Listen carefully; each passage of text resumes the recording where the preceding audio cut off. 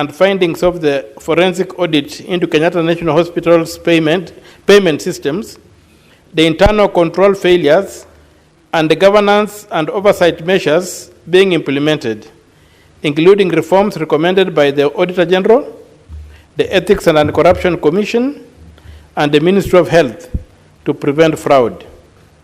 Senator Mtato Koiti MP, Senator Busia. Senator from Busia. You got it right.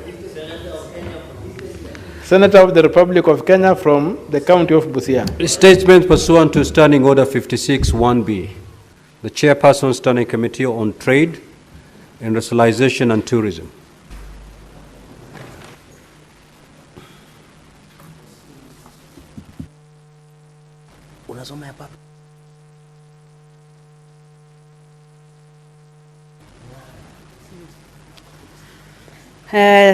Thank you, Mr. Speaker. This is a statement relating to the activities of the Standing Committee on Trade, Industrialization and Tourism, pursuant to Standing Order 56-1B for the period between April to August 2025. Mr. Speaker, sir, I rise pursuant to Standing Order 56-1B to make a statement relating to the activities of the Standing Committee on Trade, Industrialization and Tourism for the second quarter of the fourth session covering the period between April to August 2025.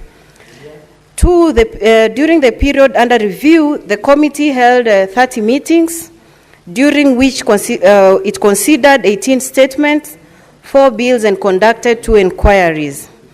The committee began an inquiry into the county aggregated industrial parks.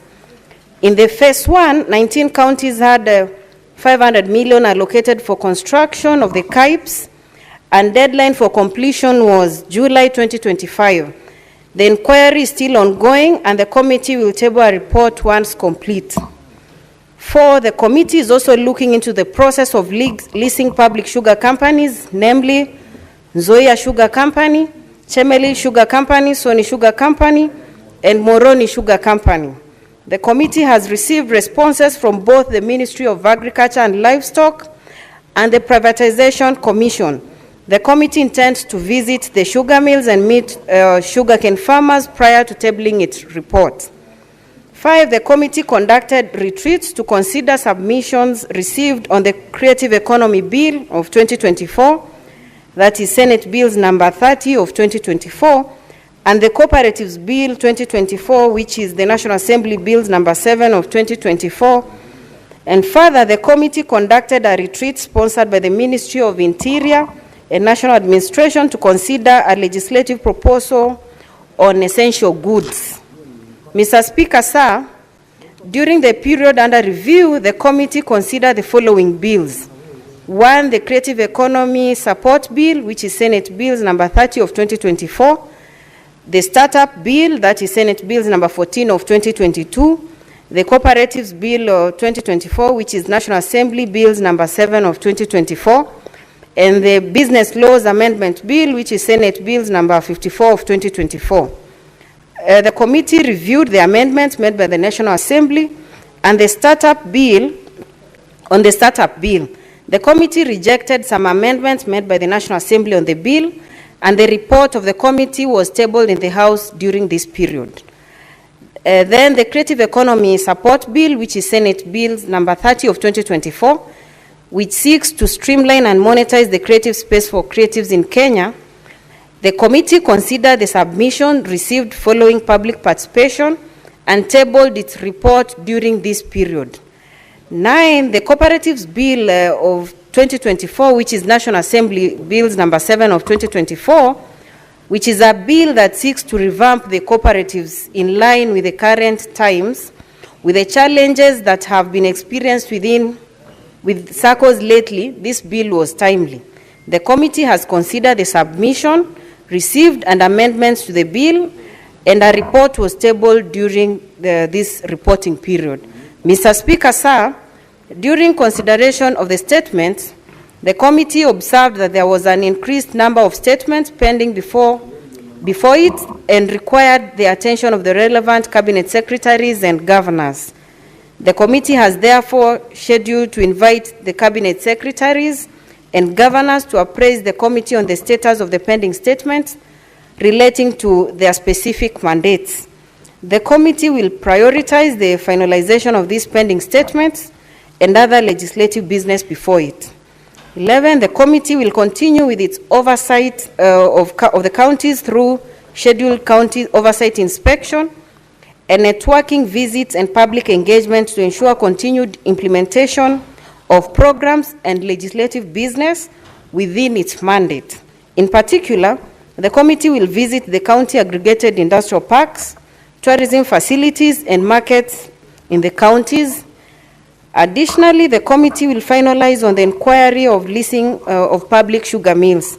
Honorable Speaker, in conclusion, I wish to thank your office and the Office of the Clerk of the Senate for the support accorded to the committee in its work in executing its mandate. Lastly, I also wish to thank the esteemed members of this committee for their diligence and contributions during committee activities, and the committee secretariat for their facilitative responsibilities. I thank you on behalf of the chairperson. The chairperson, Standing Committee on Roads, Transportation and Housing.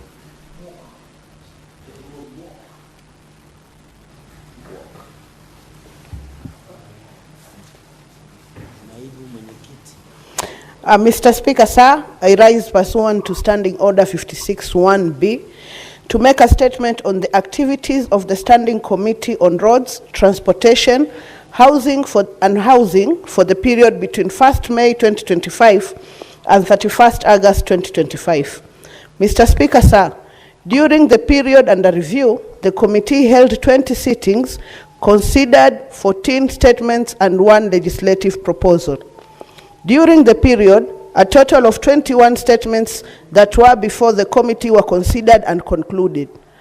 In fulfillment of its mandate and to comprehensively address the matters before it, the committee held a retreat with the Cabinet Secretary for the Ministry of Roads and Transport, as well as the Cabinet Secretary for the Ministry of Lands, Public Works, Housing and Urban Development. The purpose of the retreat was to identify legislative gaps and explore opportunities for collaboration and cooperation with 2 ministries. Additionally, the committee conducted a fact-finding visit to Mombasa, where it held meetings with Governor, residents of former Buxton Estate and Likoni Flats to verify the Governor's presentations concerning the allocation of the newly developed housing units to the former tenants of the estates. Mr. Speaker, sir, the committee also undertook a visit to Marsabit County as part of its oversight and fact-finding mandate. As part of the engagement, the committee inspected Marsabit Medical College to evaluate the state of its facilities and its capacity to deliver medical training. Additionally, the committee reviewed the conditions of road infrastructure in Loyangalani town and visited Emolo village to assess the extent of damage and displacement of residents caused by the overflow of Lake Turkana. Mr.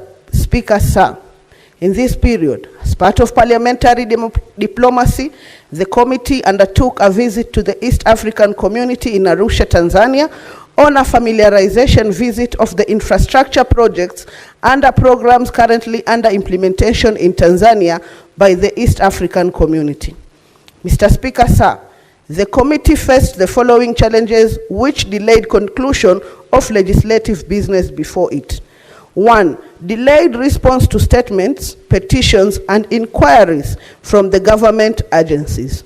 2, inadequate funding, limiting committee effectiveness in undertaking comprehensive oversight.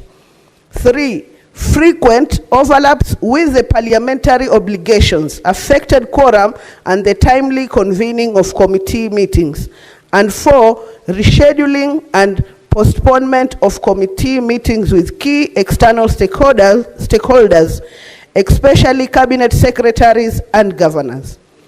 Mr. Speaker, sir, the committee is scheduled to undertake the following activities in the next quarter. 1. Review existing legislation and propose amendments to strengthen regulatory frameworks on roads and building construction standards, urban planning and zoning, housing affordability and financing, and public-private partnerships, PPPs, in infrastructure development. 2. To undertake visits to the various affordable housing projects in the country. And 3. To finalize its consideration and reporting on various pending petitions submitted by members of the public. I thank you, Mr. Speaker, for chairperson. The chairperson select committee on county public accounts.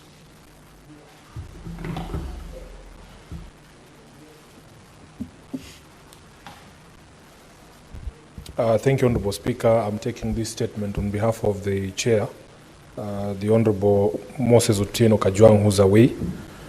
This is a statement on the activities of the County Public Accounts Committee for the period May to August 2025, issued pursuant to Standing Order 56-1B for the period commencing 1st May 2025 to 30th August 2025.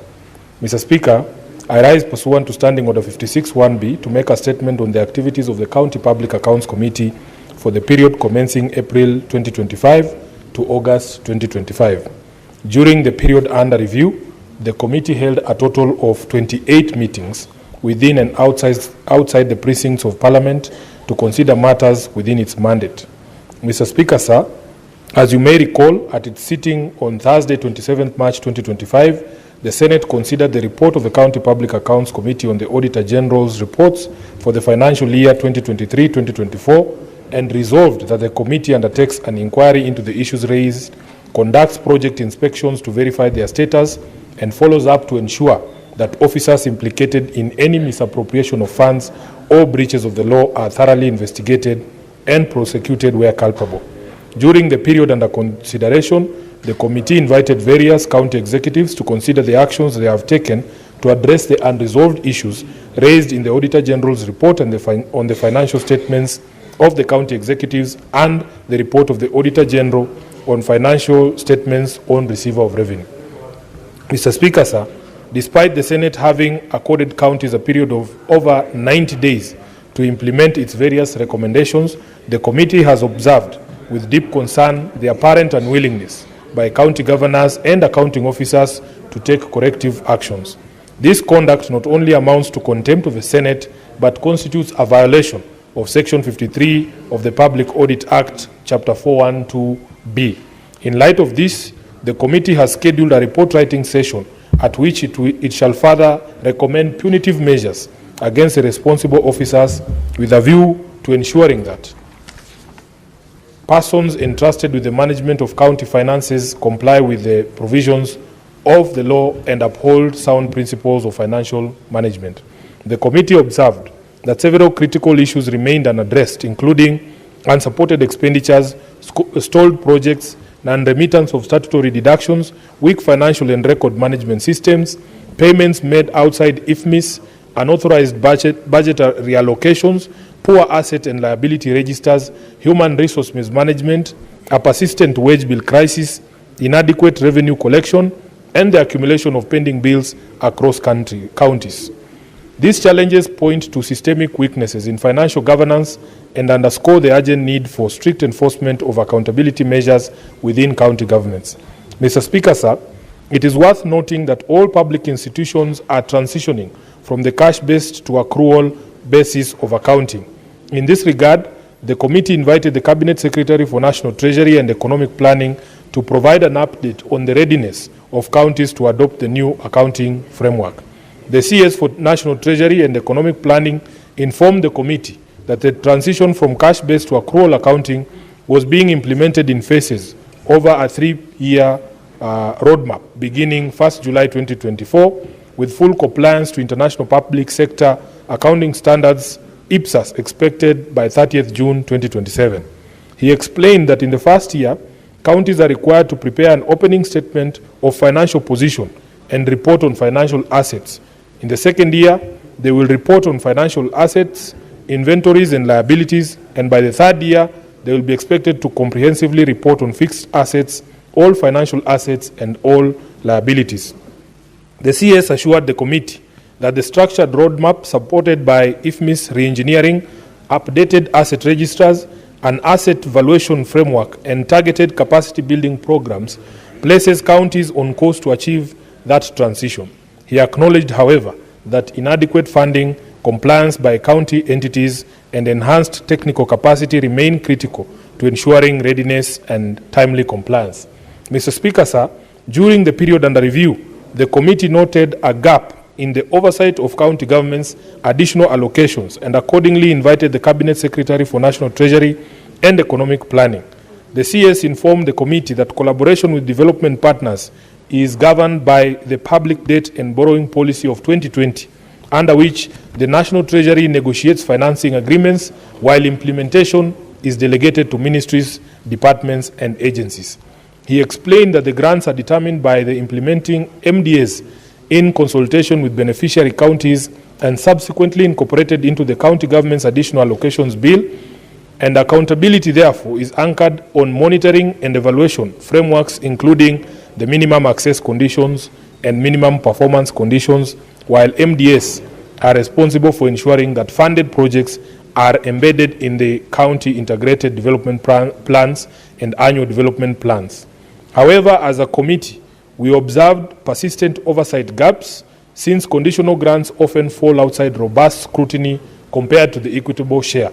The Cabinet Secretary acknowledged the absence of clarity on the designated accounting officer for such grants and assured the committee that a new national policy on intergovernmental fiscal transfers is being developed to establish clear accountability.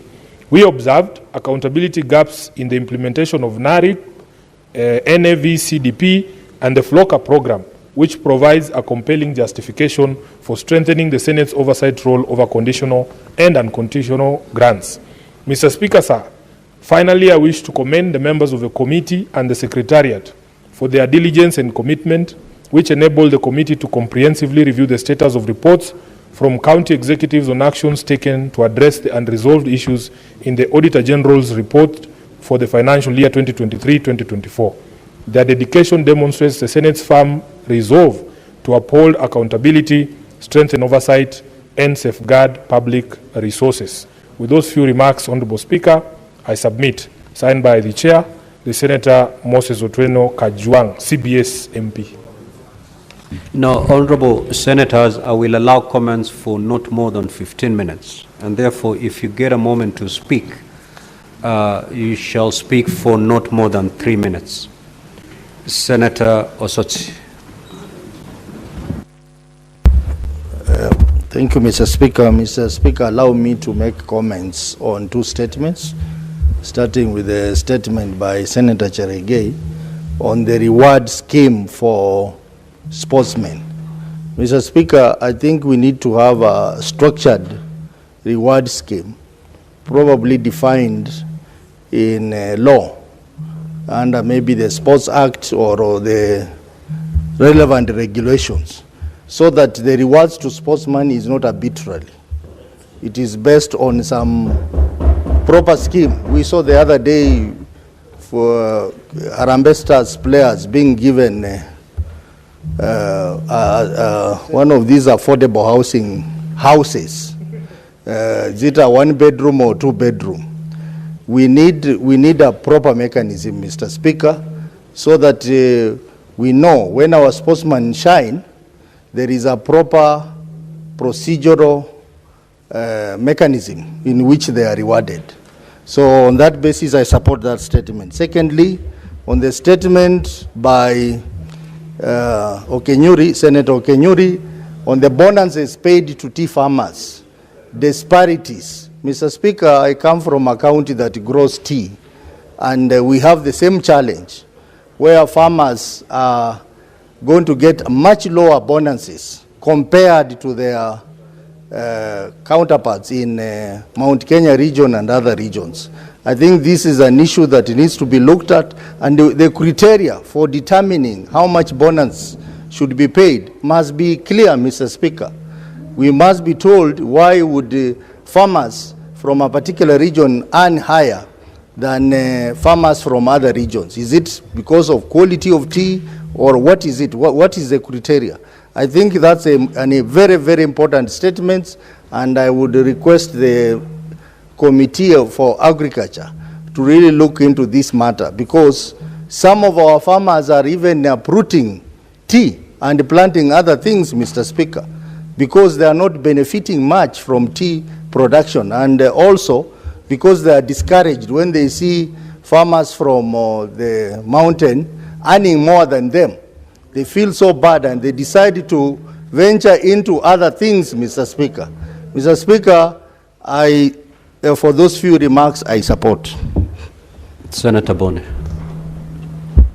Mr. Speaker, allow me to use this opportunity to also commend our athletes for the performance they showed in Tokyo. Mr. Speaker, when the sports in Tokyo were going on, I was in a foreign country, a white man's country, and the admiration I received because I announced in the sports bar that I'm a Kenyan. In the sports bar, yeah, we watch sports in a sports bar. We don't watch sports in a church. Just address the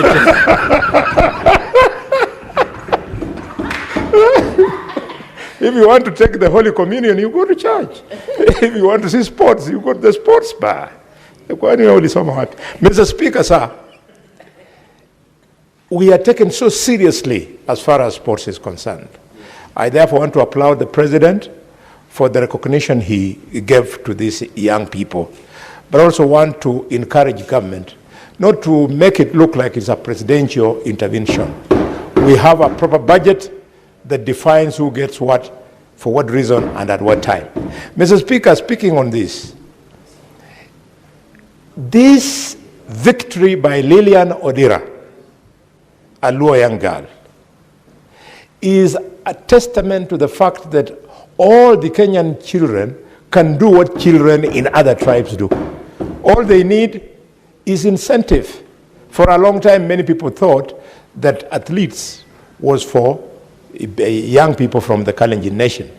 The Luo girl proved it wrong. Just like in boxing, until Wangila Napunyi got the first Kenyan gold medal, nobody knew that Luyas were the best boxers in Kenya.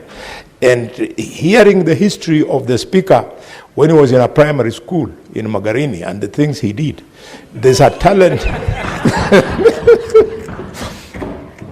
Mr. Speaker, I therefore support and I want to request that this statement be taken seriously, because there is an animal here called joyriders. Yes. Officials who superintend these teams, they take their girlfriends, their relatives at very high expense, when our actual athletes who win as accolades suffer in terms of welfare. I support. Senator Richard Onyonk. Mr. Speaker, I want to basically discuss the matter that I listened to Honorable Senator Osotsi raise. And Mr. Speaker, the matter was raised by Cherargei. As usual, Kenyans have very good ideas, Mr. Speaker. Brilliant. We always have such wonderful ideas. The problem is how we either implement them or implement them. Honorable Cherargei just said, very simple out here, but I don't think whether he said it on the floor. Yes, you want to give our children capacity for them to be trained. Yes, you're providing internship for these children. Once you have provided the internship, can you please be fair? Can you please make sure that even a Njemp or even a child from Magarini or somebody from Nyatike gets an opportunity, because we believe in meritocracy. Right now, the way we are doing it, it's just like we are in a Sokohuru market. The highest bidder gets those opportunities. The children who know nobody cannot be able to access the public service portal. Those are the breakages we keep talking about, Mr. Speaker. The second issue I wanted to say is about the T bonuses. Mr. Speaker, I brought a question into this House. It's been 2.5 years. The Committee of Agriculture actually never discussed this matter of bonuses. We are still testing tea using the tongue. And yet scientists are telling us now there are other parameters you have to use, like the content of iron, the content of potassium in coffee, so that then even when you test with your tongue, there's some way you test it. Right now, we are testing coffee. The people from Western Kenya are being told that our coffee is of poor quality because either we have dilapidated the soil content or we've actually mismanaged our animal and crop husbandry practices. Mr. Speaker, I really wish and hope that the Committee of Agriculture, like my sister Esio Kenyuri, has raised this issue. Our farmers are tired. They're being told the same narrative. Even by the time, Mr. Speaker, I was an MP 10, 15 years ago, tea bonuses have always been a matter of contention. Can this House take charge and fix the problems of our country? Thank you, Mr. Speaker. Senator Kisang. Thank you, Honorable Speaker. Honorable Speaker, I also want to comment on the statement by Senator Cherargei on athletes, and this early opportunity to congratulate our athletes for making us proud, Honorable Speaker. Honorable Speaker, it is surprising that the officials are flying first class, business class, and the people who are going to compete are on economy. They need to be more comfortable than the officials. So this is something, Honorable Speaker, that needs to be put in law so that, you know, there are procedures. The President has taken the first step, and we thank him for rewarding both athletes and also the footballers who did very proud for us, Honorable Speaker. But we need to relook at the Sports Act so that we can give these rewards. In fact, Honorable Speaker, this morning and early afternoon, the CS for tourism was here. And there is a lot of resources that is appropriated by National Assembly to Kenya Tourism Board. And we don't know what they do. Most of these resources that are going to Kenya Tourism Board should be used by our athletes to market the country. We need Tourism Board to partner with our athletes so that they don't have just to go and showcase outside there and we don't get additional tourists. We have for several years that the maximum number of tourists who have come into the country is about 2 million. A small country like Mauritius, they have 20 million, tourists visiting there, and they make a lot of money. So, Honorable Speaker, it is important that we look at the law so that we can see how our young people can be motivated. And then finally, Honorable Speaker, the statement by Senator Okinyuri on tea bonus. Elgeyo-Marakwet County, we have a few areas where we grow tea, and this is it is important that to ask the Ministry of Agriculture and especially KTDA to ensure there is equitable allocation of bonuses across the country. Of course, what is also important to note, Honorable Speaker, the quality of tea is different from each area. So some areas might be given more bonus because of the quality of tea they produce. Thank you, Honorable Speaker. Senator for Nairobi City County, Honorable Edwin Sifuna. Speaker, allow me to start on the statement by the Senator from Busia, the Honorable Kio Mtata. Speaker, for a very long time, we in leadership positions in this country have ignored the financial management of our public hospitals, especially Kenyatta National Hospital. And that is because for a long time we thought we were, subject to a separate regime. I will have this House know that the disease that is at Kenyatta has crossed the road to Nairobi Hospital. I saw a member of this House, Honorable Speaker, just the other day complaining that they had been denied services at Nairobi Hospital because we had been removed from that panel because of mismanagement of that private hospital called Nairobi Hospital. And it has gotten to ridiculous levels. This House would not believe it. That even after that, I know it's a private hospital, after the dispute surrounding the financial management of Nairobi Hospital went to court, when the High Court had reserved a date for judgment, somebody went to the Court of Appeal to stop the judgment being read, which was scheduled to be read on the 9th of October. So we are staring at a crisis in the management of our hospitals, be they private or indeed the public. And I like the staying power of Senator Mtata, because he has focused his spotlight repeatedly on the management of Kenyatta National Hospital. Lastly, Honorable Speaker, you will remember on this issue of rewarding of our athletes, the Cabinet Secretary for Sport, the Honorable Mvurya, the last time he was here, even you yourself in the chair were confused as what he was saying. You remember him saying there was 70 million shillings that had been set aside to reward the various sportsmen who had done well for the country. At that particular point in time, he owed the Lionesses, the Kenya 15s rugby women's team, 2 million shillings. And he could not tell us whether that 2 million was part of that 70 million. Honorable Speaker, do you know, out of my repeated inquiry on the status and the welfare of the Lionesses, they found out that the head coach of the Lionesses, the 15th, was my classmate. And they suspected that he is the one who's bringing this information to the Senate repeatedly. They just woke up one day and suspended Dennis Mwanja as the head coach.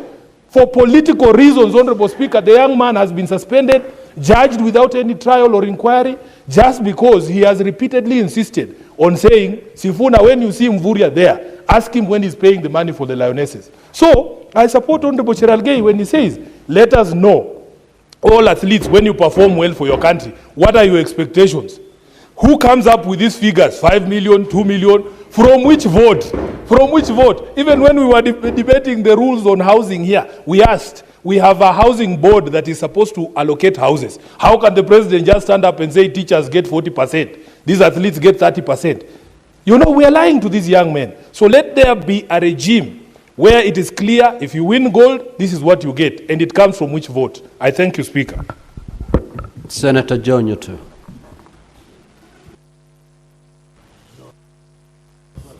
Thank you, Mr. Speaker. I rise to support the statement by Senator for Nandi, or Senator of Kenya from Nandi, Senator Cherargei, on this reward system for our sportsmen, Mr. Speaker. And I want to join my colleagues in saying that we need to come up with a formula of rewarding all the sportsmen and women in this country, Mr. Speaker. And we should go ahead and determine the source of funds. That we should not leave it to the president to just give, these rewards without exactly saying where the money comes from.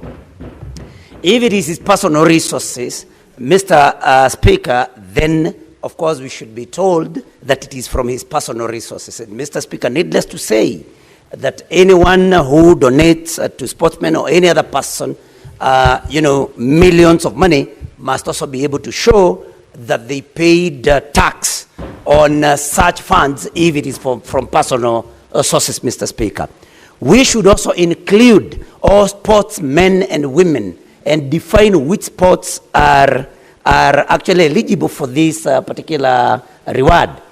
Mr. Speaker, I think it's time we also if we are going to come up with a framework, we also defined bullfighting as a sport in this country, and those who excel in that particular one are also rewarded, Mr. Speaker. And Mr. Speaker, there are many areas of excellence in sports, and so we should come up with a clear definition of all the sports in this country. Mr. Speaker, allow me also to comment on the statement made by the Senator of Kenya from Busia, Senator Omtata, regarding the financial operations at Kenyatta National Hospital. And Mr. Speaker, the finances in hospitals have been affected by delayed disbursement of SHA claims. Mr. Speaker, many hospitals have closed shop because genuine claims have not been paid, while, Mr. Speaker, there are reports that there are claims that come from even non-existent hospitals that have been paid. So, Mr. Speaker, we must look at this, especially considering a recent media report that there are patients in Thika Level 5 Hospital who have been discharged but cannot be released by the hospital because they have not been able to clear their bills. Mr. Speaker, we want to call upon SHA to be able to be disbursing claims, paying claims in time, and to pay genuine claims, and at all costs to avoid paying claims that are fraudulent. Mr. Speaker, I support. Thank you. Senator Fernandi.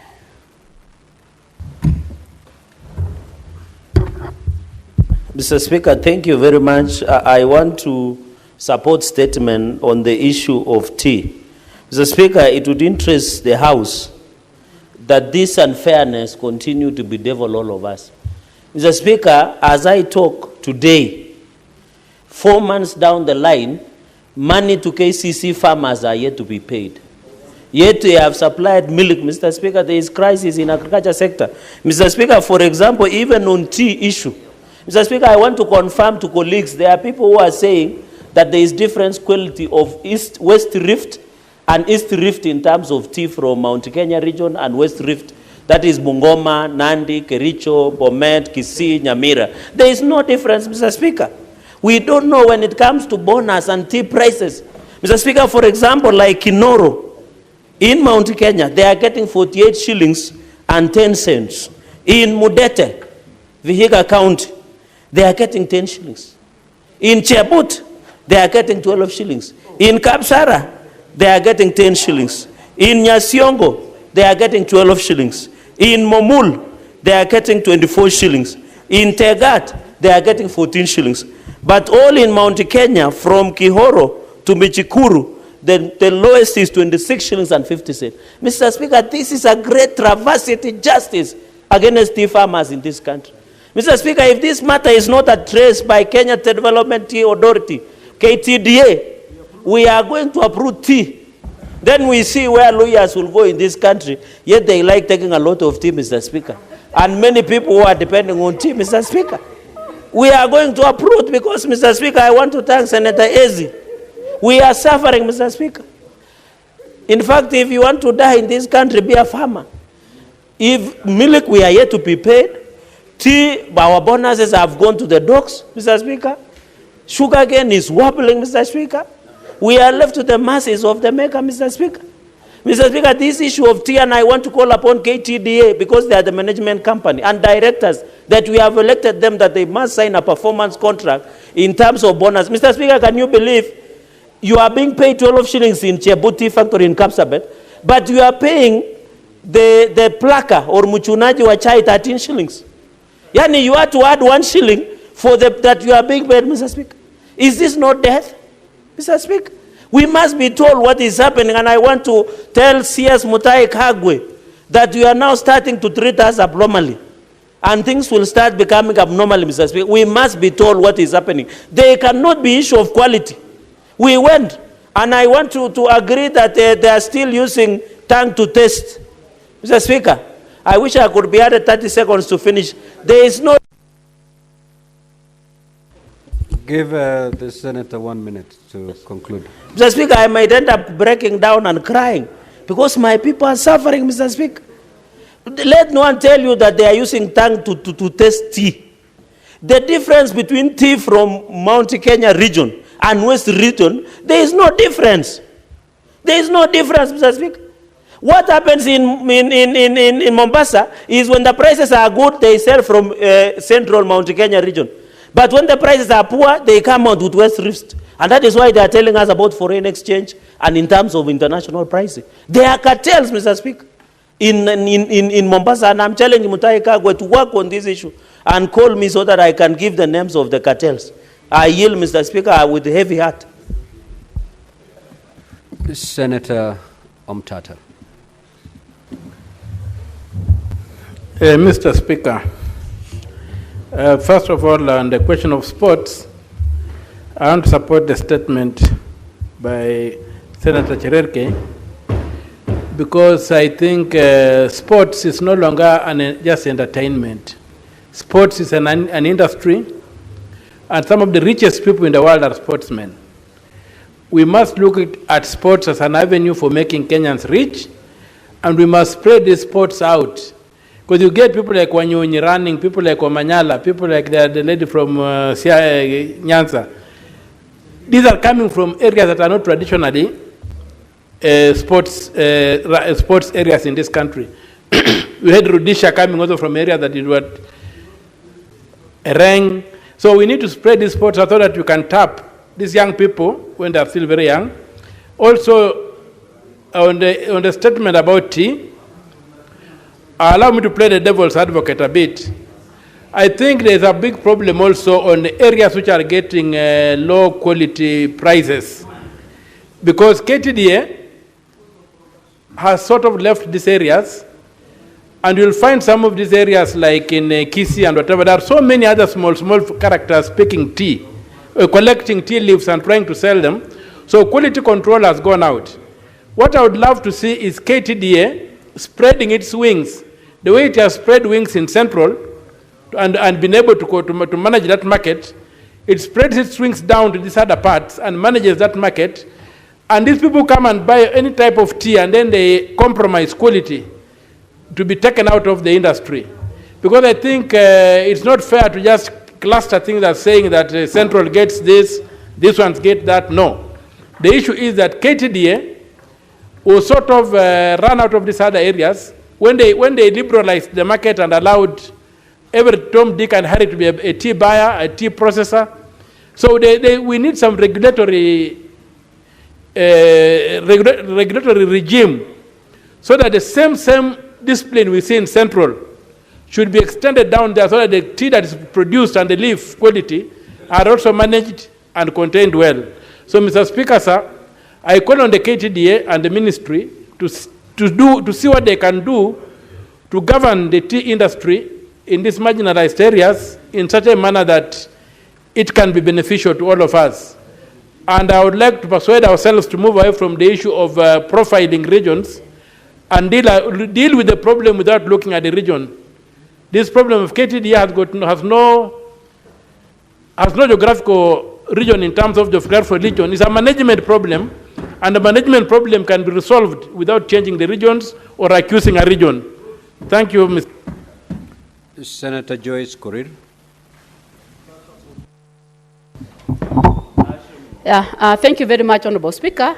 Allow me to thank Honorable Cherargei for really recognizing our athletes, and just want to say that I must thank the government for the efforts that they have put across in terms of making sure that our sportsmen and women are rewarded accordingly. I would also want to concur with a number of colleagues who have also talked about streamlining the way we are rewarding them, which I want to believe that it is something that has to be done by our houses, so that at least every now and then we know what they are entitled wherever they are in these sports, Honorable Speaker. Honorable Speaker, I would also want to touch on the issue that has been raised by Honorable Ekonyuri on tea sector. Honorable Speaker, this is an issue that is really affecting this country. As we speak right now, Honorable Speaker, our farmers are not happy. There is a lot of dangers because of the way they are being treated by the relevant ministry.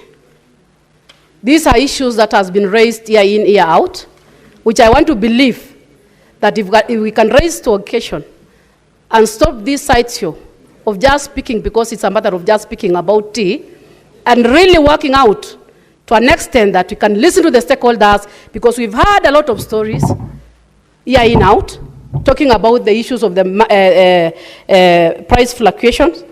They have talked about issues of market dynamics, talking about increase in terms of production. These are issues that the farmers have been hearing day in, day out. But I want to say, Honorable Speaker, it's high time, because tea is one of the cash crop in this country. And I want to say that it's high time that the country, the ministry, sit down with the relevant stakeholders and give us a lasting solution on this. We have a solution. It's so weird to see a number of places getting the higher pay and others getting as low as 10 shillings. Yet it's the same product at an expense of talking about the market. Honorable Speaker, it's high time that we need to sit down. I'll ask the Committee on Agriculture, I'll ask the Minister of Agriculture to really address the issue of tea, so that our farmers can be able to smile and be able to get what they are doing. Thank you. Senator Methu.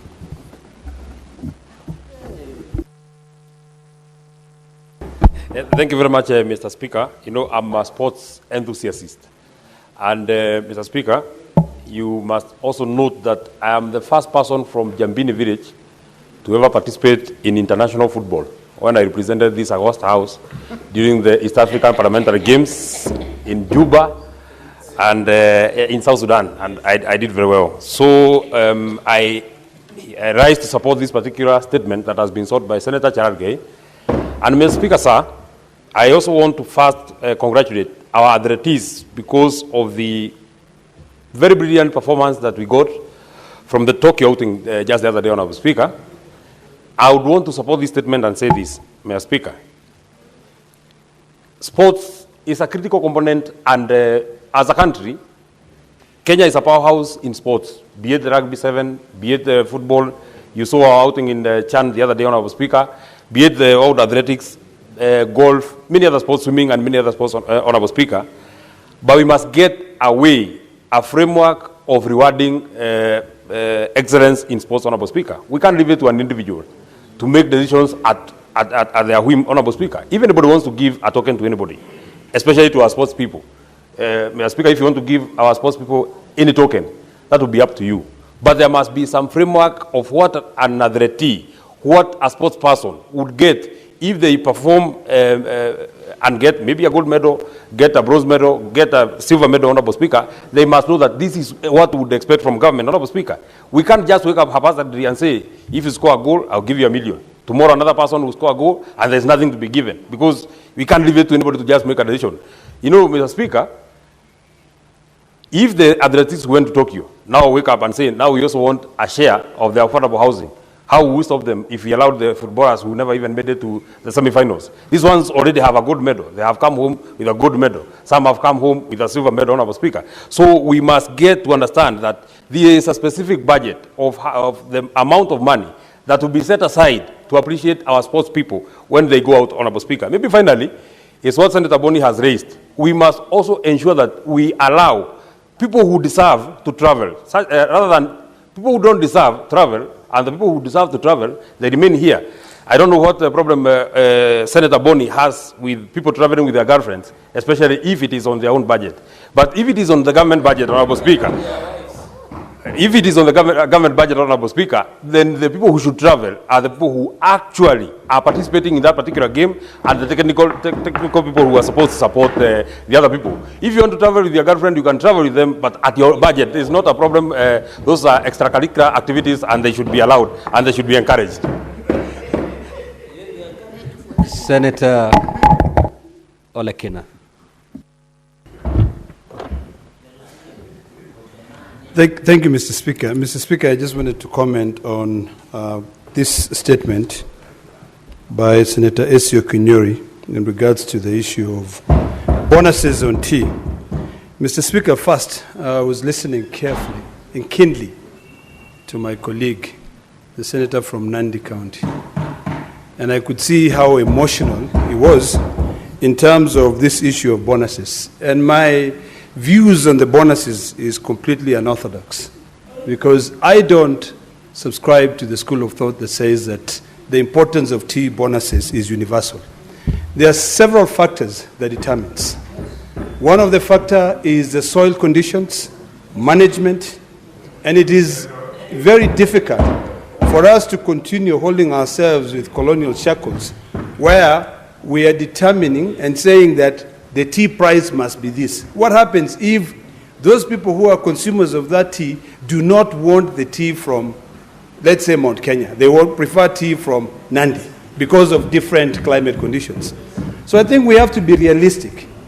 In as much as we are demanding so much, equity or equality when it comes to the issue of bonuses, we have to be alive to the fact that climate conditions, marketing, management, desire, demand dictates what eventually will be given. So when we say we are going to summon the Cabinet Secretary for Agriculture, or actually ask him why he's making such determination, we need to be realistic. There's no way you can force me to pay 120 shillings for sugar from Brazil, and I know maybe they don't grow sugarcane, and you ask me to pay the same amount for sugar from Kenya, which I know farmers struggle to grow it with, sugarcane. So we have to be realistic to that. And I think the most important thing that we must now do is either to determine whether these bonuses will be determined regionally based on those conditions, but saying it is universal importance, we will be missing the point. This statement is good. However, we cannot say that one shoe fits everyone. It is not possible. Climate conditions are different. You know, let me tell you, I'm an expert in tea. I drink tea every day. And I can tell you, there are tea that, when I grew up, I lived in Boston, Massachusetts. And in one area in Harvard Square, there was a tea shop. You'll go there, you'll find tea from all over the world. Tea from Nepal, tea from Brazil, tea from Kenya, and the prices will always be different. So there's no way you can expect to be paid the same in bonuses. There's just no way. Let's just be realistic. You know, let us be realistic. You know, the difference, Mr. Speaker, can be too huge.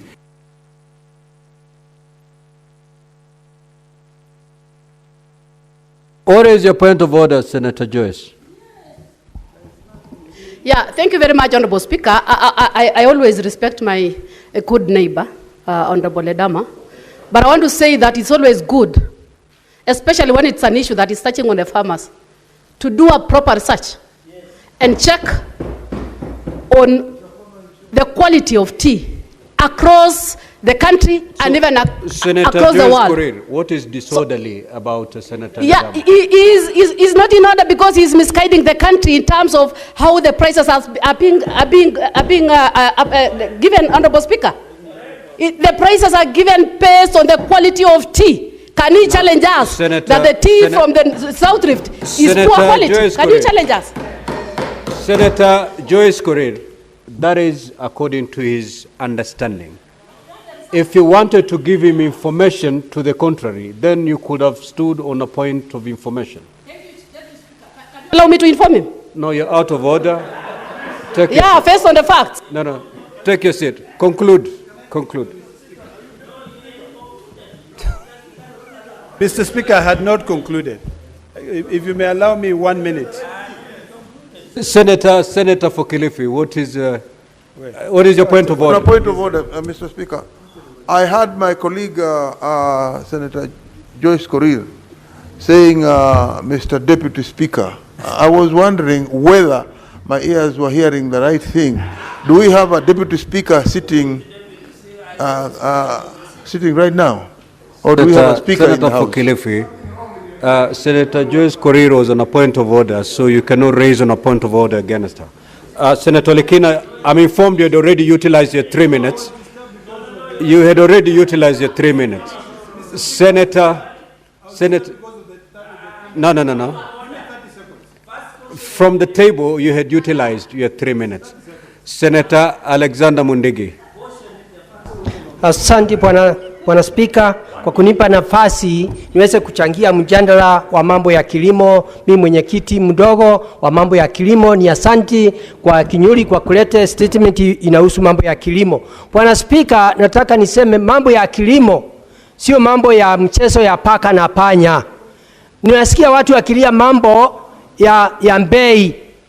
Hata tunajua mambo ya kilimo, hata ng'ombe ya Ngirendi wezi lainisha pamoja na ng'ombe ya samani. Mambo ya kahawa, majani na maziwa, mimi nimetembea mpaka Dubai, tumeenda Turkey, njuu ya public participation na mambo ingine, lakini wezi kurashimisha mambo ya kilimo. Ule mtu ataka kununua kitu yake ama ile kitu ataangalia vile atafanya. Kwa hiyo naunga Senator Okina vile amesema, kwa sababu pia kilimo ya majani sio kilimo ya mahindi ama maharagwe. Ni kitu unaona ukienda Mount Kenya, karibu hata mtu na mtoto wake walale pale wakiangalia ile mambo ya kilimo ya majani. Fertilizer kama hija kuja, unakuta kila wakati wanapiga kelele. Mimi nimeenda mpaka huko Rift Valley, tumeenda hata huko Bungoma, lakini unakuta mambo ya kamati. What is your point of order, Senator Joyce Korir? Is it in order for Honorable Mendigi to misguide the House, talking about the farmers from the upper region sleeping in the tea buying centers? Yet it's something that is happening across. He's talking about the plants that they are planting in the eastern part, which is also across the divide. Is it in order to mislead the House that we are having the same clone and the prices are different, yet it is stated, according to the research, that they are the best? Is it in order to misguide us, Honorable Speaker? Senator Joyce Korir, I'm struggling to get your point of order. Maybe, and I don't think the good doctor, Senator Mundigi, has apprehended. Doctor? Did you say doctor? You tend to provide information, Senator Joyce Korir, but you come out, you want to put it across as a point of order. But honestly, you're giving a lot of information to your colleagues. And I believe if you can intervene in terms of, on a point of information, you'll be able to help your colleagues than in intervention in terms of a point of order. Proceed. Asante Bwana Spika. Mimi nataka kusema hakuna pahali waziri wa agriculture anaingilia mambo ya kilimo. Mambo ya kilimo ni mwenyewe unataka kuangalia kilimo. Kwa hiyo naomba watu wa Rift Valley ama wale watu wanaamika mambo ya bei ya Mount Kenya waweze kuja katika mlima tuwafunze mambo ya accountability, mambo ya wale watu wengine wanaangalia vile. Kwa sababu mambo ya kilimo ya majani mpaka inauzwa na KTDA na mpaka mzungu ama ule mtu anatumia alipwe pesa mpaka aseme anataka hii ama anataka hile. Hata mimi tukiwa hapa tuko maseneta, huwezi kusema unataka ule unaunga mkono ule unataka. Mambo ya kilimo, waziri wa cooperative ametoka Rift Valley. Mbona sisi hawezi ingilia na ndiye analipa? Kwa hivyo Bwana Spika, mimi nasema wale watu wanaamika mambo ya bei, huwezi linganisha ng'ombe ya Ngirenti na ambaye ng'ombe si ya Ngirenti. Mpaka wakuje Mount Kenya tuwafunze mambo ya kilimo. Na wanjalalamika watasikia uchungu kwa sababu kuna mambo ya kahawa, kuna mambo ya maziwa, na maziwa tumeenda mpaka huko Mount Elgon. Tunakuta watu kule wizi ya maziwa imeendelea. Mambo ya kahawa inaimbwa ikipelekwa mpaka Uganda. Kwa hiyo sasa mimi naongea kama mwenyekiti wa kilimo mpaka mtu apatiwe haki yake. Kwa hivyo wale watu wanalamika, wataendelea kulalamika wakiunga mambo ya cabinet secretary na kule mahali cabinet secretary anaingilia. Cabinet secretary wa agriculture ametoka Mount Kenya. Cabinet secretary wa cooperative ametoka Western. Kwa hivyo naomba mkulima alipwe kulingana na kazi yake. Katika Biblia kulikuwa na sana 10. Wale walikuwa werevu na wale walikuwa na mafuta. Wale watu wanalipwa wako na mafuta. Kwa hivyo Bwana Spika, nasema hiyo mambo yote. Kwa hivyo naunga mkono, tutafanya upelelezi. Senator Kathuri.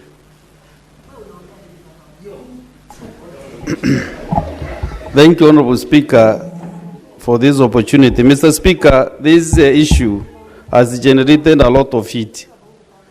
And this is not the first time that the factories in the Eastern Bloc have earned better prices than factories on the Western Bloc, Mr. Speaker. Mr. Speaker, for information, I want to inform this House that KTDA manages 69 factories. Each tea factory has its own directors. It's like they are like companies, Mr. Speaker. So I want to put to task Senator Okenyuri, Esther. I followed your statement very closely. The difference between the prices is purely on management. It is not that KTDA favors factories on the Eastern Bloc. It is purely managerial issues. The people you should put to task to explain why your prices are low in the region are the directors of your factories. Because farmers elect their directors. And from this side, the Eastern Bloc, Mr. Speaker, to be honest, even now you are complaining that the prices are not what we expected. Because, Mr. Speaker, like last year, for example, the factories represented by Senator Kenyuri, last year, Nyasiongo and 30 shillings and 50 cents. This time is 12 shillings. What is the variance? This variance of 18 shillings and 50 cents. What are the reasons that has made that factory to come down from 30 to 12? The people to ask is not actually the CS agriculture. It is the management of the factories that have low prices, Mr. Speaker. There are so many factors that are considered when you take your tea to the market. the quality of tea. In some factories, they pluck 4 leaves and unburned. In the eastern side, we pluck 2 leaves and unburned. So we waste a lot of kgs. We weigh very little kgs, but quality.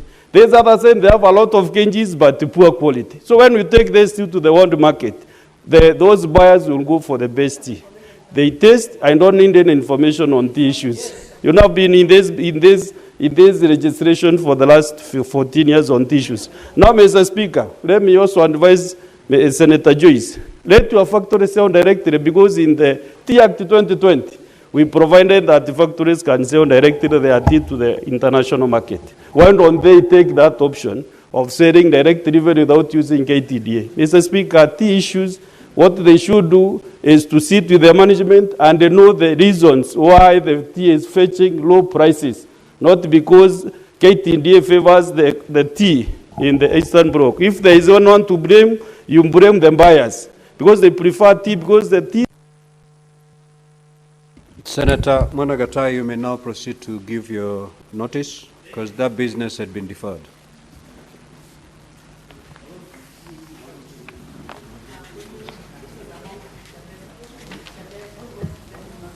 Thank you, Honorable Speaker. Mr. Speaker, I beg to give notice of the following motion. That aware that the Minister of Education in Kenya introduced junior secondary school, JSS, as part of the competency-based curriculum CBC implementation, marking a major milestone for the country's education system and a key opportunity to improve the quality of education available to students. Appreciating that the junior secondary schools program play a vital role in shaping the academic trajectory of learners by providing students with a strong foundation in core subjects, helping them develop essential skills and offering them opportunity to participate in extracurricular activities, promoting greater social inclusion. Concerned that the integration of junior secondary schools within primary schools setups has posed major challenges to junior secondary school teachers, including inadequate training on the new competence-based curriculum, limited opportunity for career advancement, conflict in leadership, decision-making, and resource allocation leading to strained relationship with end teachers. Further, concerned that junior secondary school JSS face critical shortages in essential infrastructure such as laboratories, libraries, ICT apps, and science equipment necessary for the implementation of the JSS curriculum, coupled with inadequate access to approved learning materials and teaching resources, resulting in inconsistencies in curriculum delivery, hindering effective teaching, learning, and overall student development. Now, therefore, the Senate resolved that the Minister of Education, the Teacher Service Commission, and the Kenya Institute of Curriculum Development should provide for an independent administrative and operational framework for junior secondary schools to enhance governance, streamline management, and create a more focused learning environment for the learners. 2, allocate adequate funds for the construction and equipping of junior secondary schools with essential facilities such as science labs, libraries, and ICT rooms, and provide adequate learning materials relevant with the curriculum.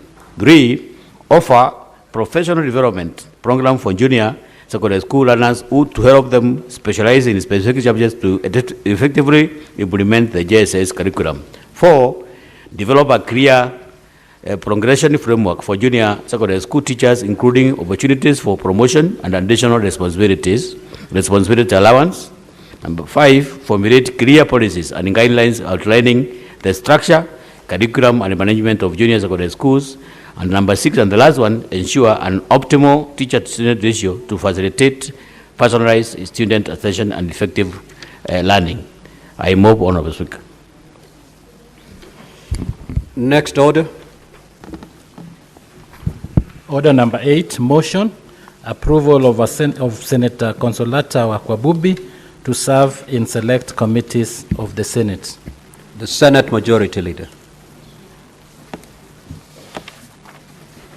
Mr. Speaker, sir, on behalf of the Leader of the Majority, I rise to move the approval of Senator Consolata Nawire Wakwabubi to serve in select committees of the Senate.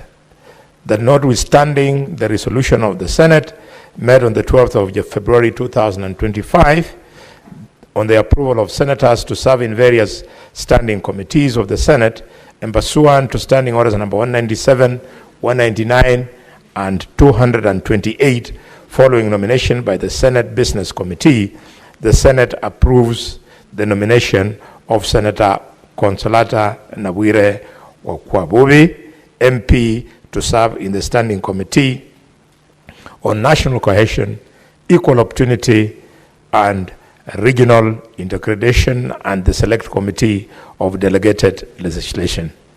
Mr. Speaker, this motion should not take too much of the time of the House, but allow me to acknowledge the fact that I'm requesting colleagues to support this motion on an afternoon. And Mr. Speaker, in our community, a child who is born at such a time is called Nabwire. So it's a big coincidence. She was born at such a time, and at the same time, we seek to have her allowed to sit in this very important committee. What is more, we want her to sit on the equal opportunity and regional integration. This is a senator who found her way in this house because of the power of the Constitution of Kenya, which gives equal opportunity to all Kenyans, men or women. So being a beneficiary from this affirmative action, I believe she's going to live to the task. I only want to ask her, please don't copy from some ladies I have seen elsewhere, not in this house. The agenda in this house, in their house where I saw them, Mr. Speaker, I said, I saw them elsewhere, Mr. Speaker, with your protection. Their agenda, day in, day out, agenda 1, agenda 2, is on women. Who told you you came here to represent women? You came here to defend the Constitution of Kenya to the hilt. And nowhere in the Constitution does it say that a nominated senator represents women. In fact, there are some women here, women senators here, who represent me so well that when they do it, I only acknowledge them. I don't even raise a finger. So, Senator Wabwire, take courage. Don't be stuck in the misconception that you represent women. Learn from Senator Esther Okinyuri. She addresses diverse issues, including she has talked about the important issue of tea farmers. With those many remarks, I now wish to ask the senator from Bomet, Senator Joyce Korir, to second my motion.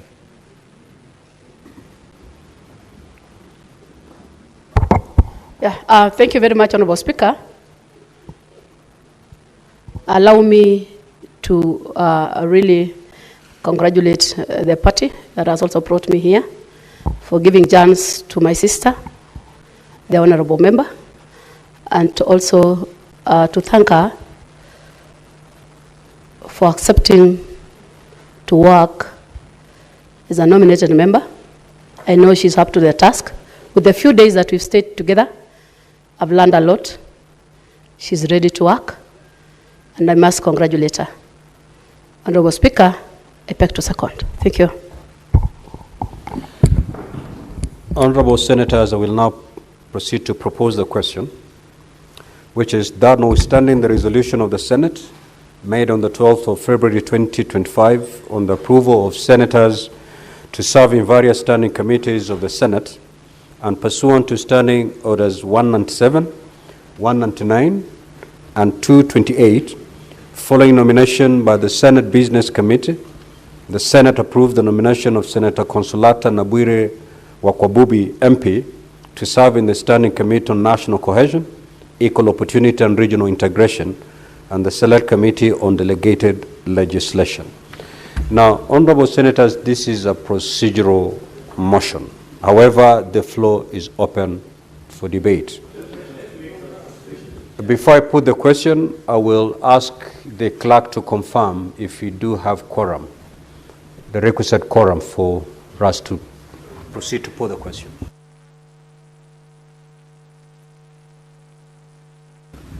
Okay, we only have 13 honorable senators, and therefore we are too short.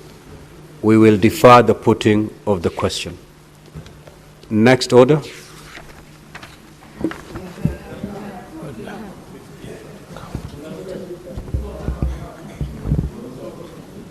Clerk, can you count again?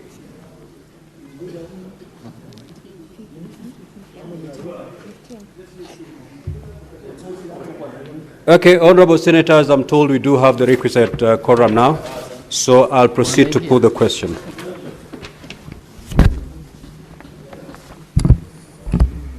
Take your seat, Senator Fernandez. I'll proceed to put the question. Take your seat, Senator Boni. Senator Ezina, take your seat.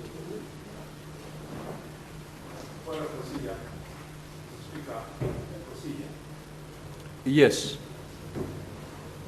Mr. Speaker, my understanding is that you can only put the question after the mover has been asked to respond, to reply, Mr. Speaker.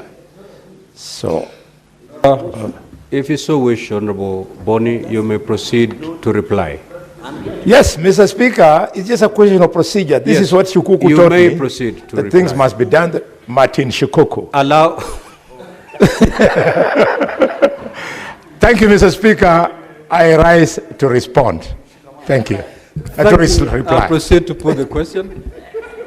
That notwithstanding the resolution of the Senate made on the 12th of February 2025 on the approval of senators to serve in the various standing committees of the Senate and pursuant to the standing orders 197, 199, and 228, following nomination by the Senate Business Committee, the Senate approved the nomination of Senator Consolata Nabwire Wakwabubi, MP, to serve in the Standing Committee on National Cohesion, Equal Opportunity and Regional Integration, and the Select Committee on Delegated Legislation. Will as many as of that opinion say aye? Aye. Will as many as of the contrary opinion say nay? The ayes have it. Next order.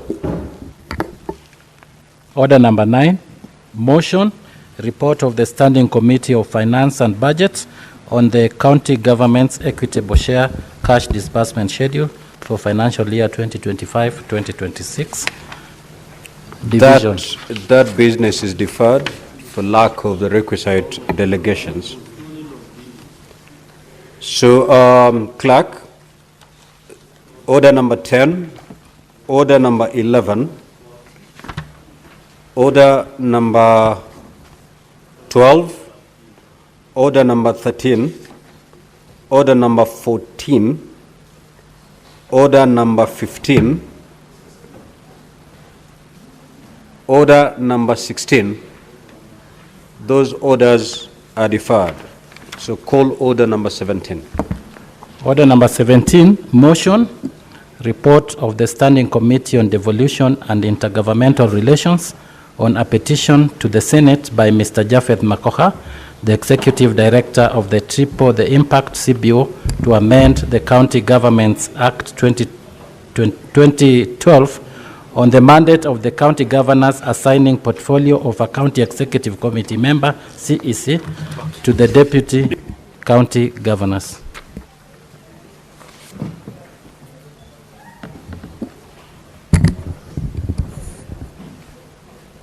Chairperson, Committee on Devolution and Intergovernmental Relations. Thank you, Honorable Speaker.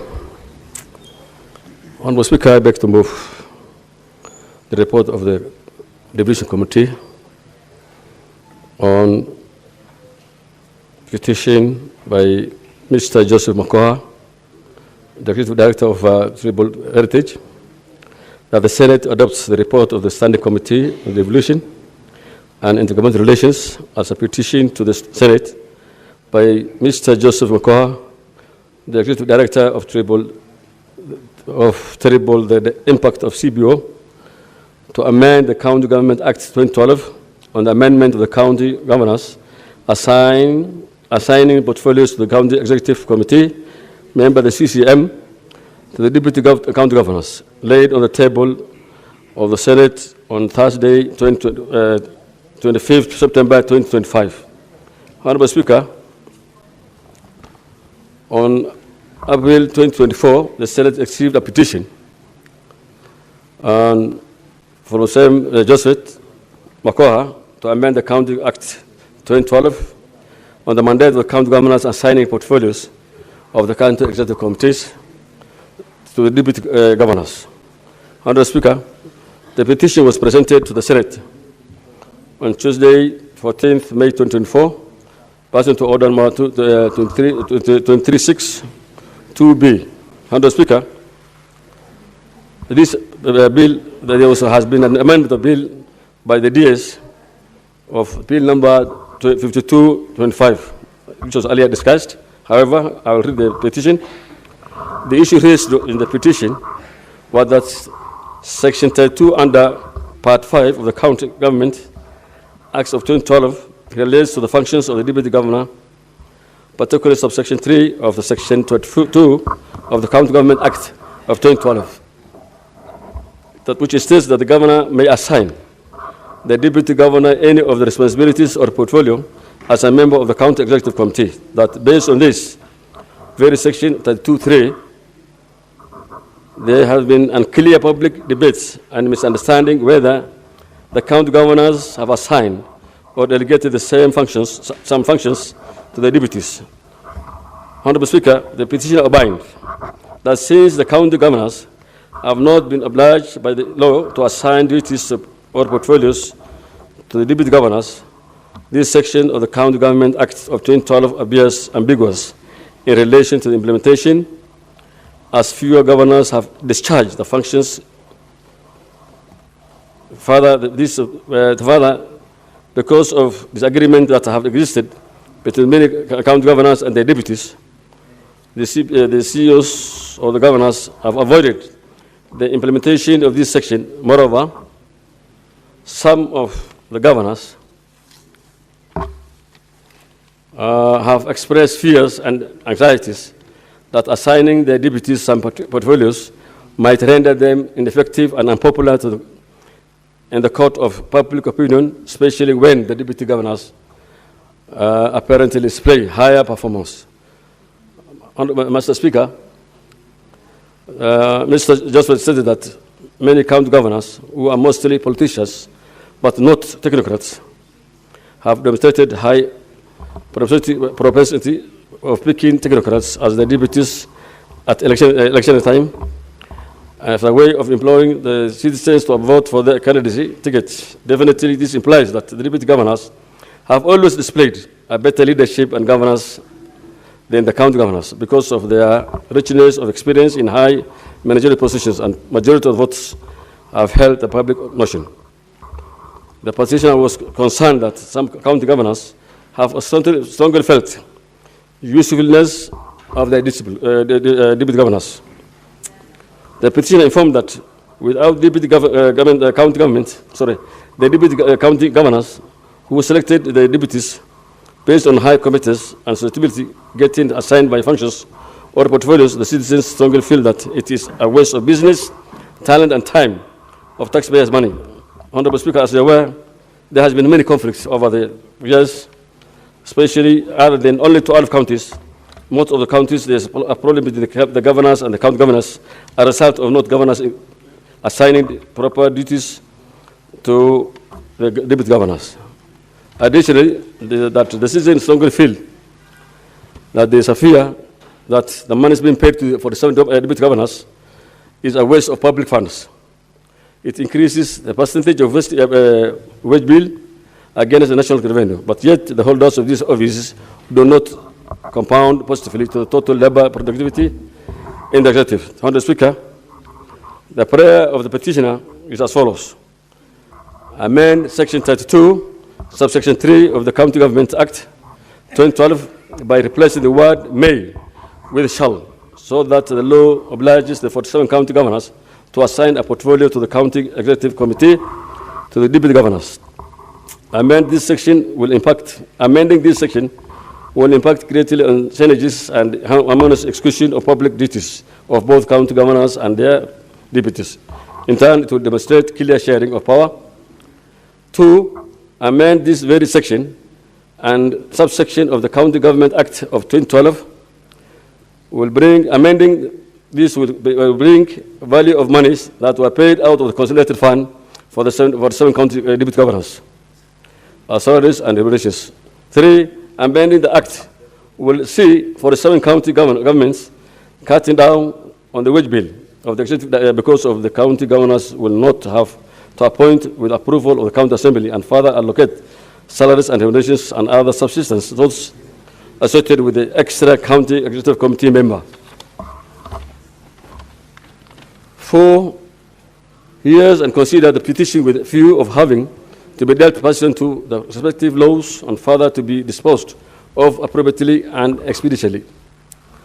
The committee proceeds to consider the petition, and apparently we have called the petitioner on 17th of April.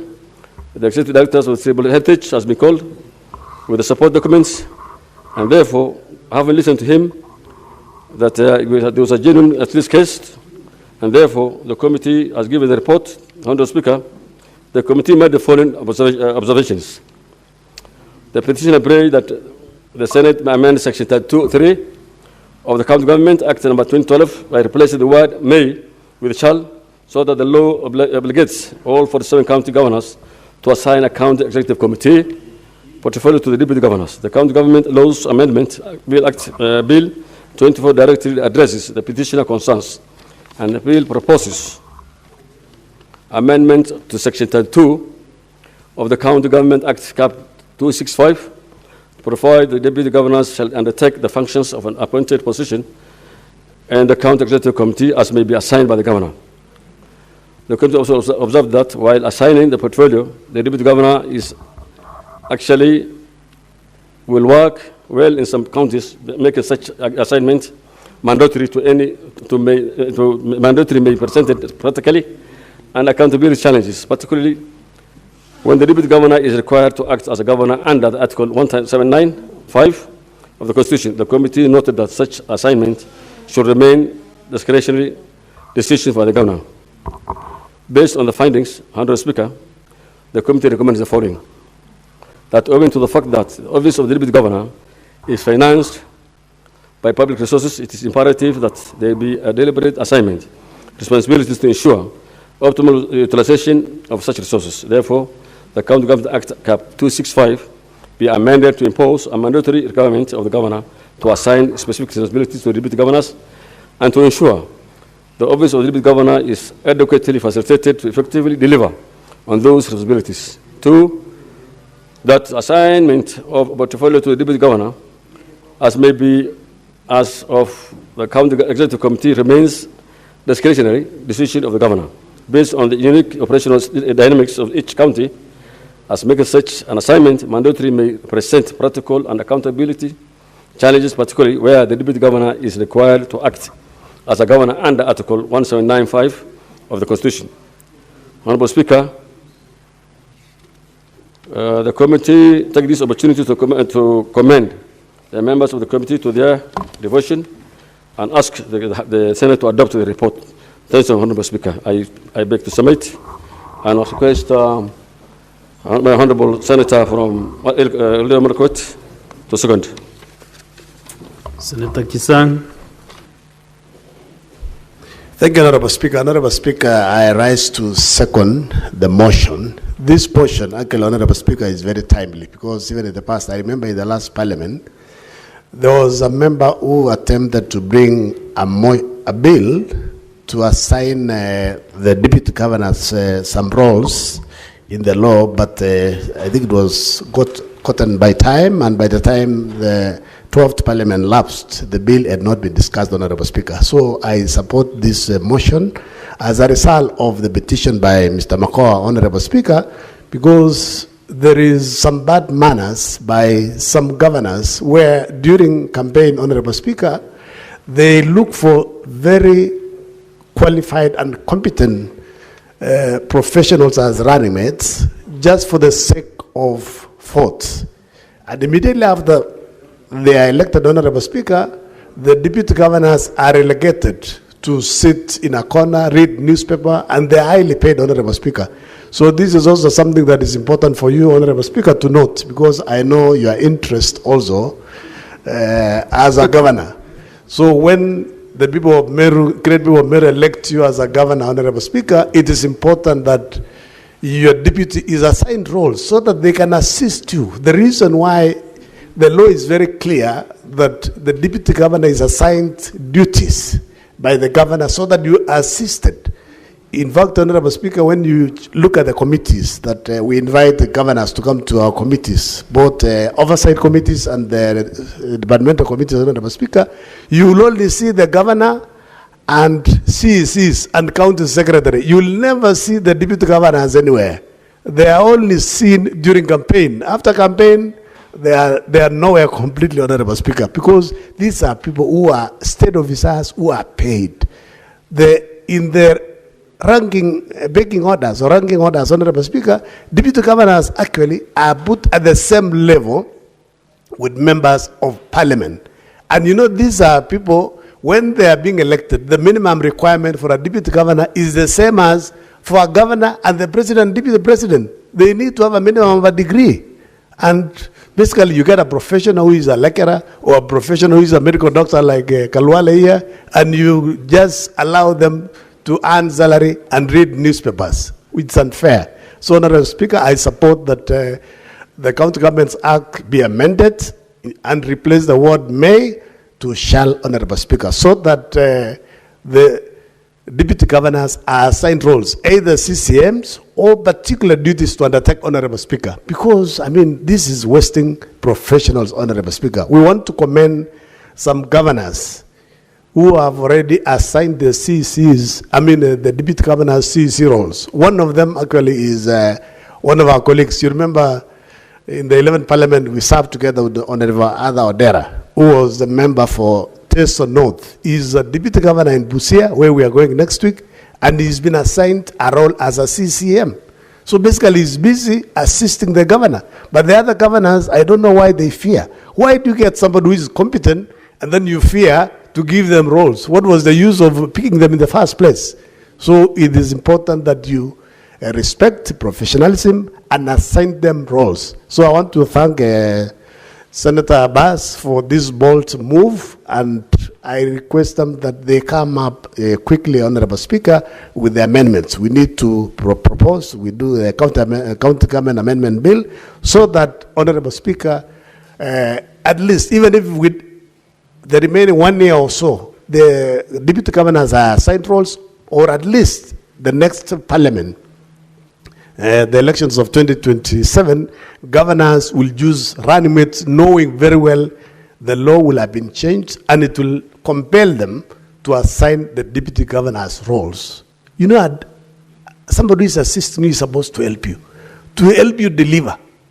But if you don't assign, then how will you deliver? It's also good to give warning to some of the deputy governors, Honorable Speaker. There are some, when they get elected, some behave as co-governors. I remember there have been impeachments that have come to this house where governors are complaining that some deputy governors are behaving as co-governors. They need to know you are principal assistant and you cannot insubordinate. And if you insubordinate, the law is very clear. You can be sent to home early, you know. You are smiling.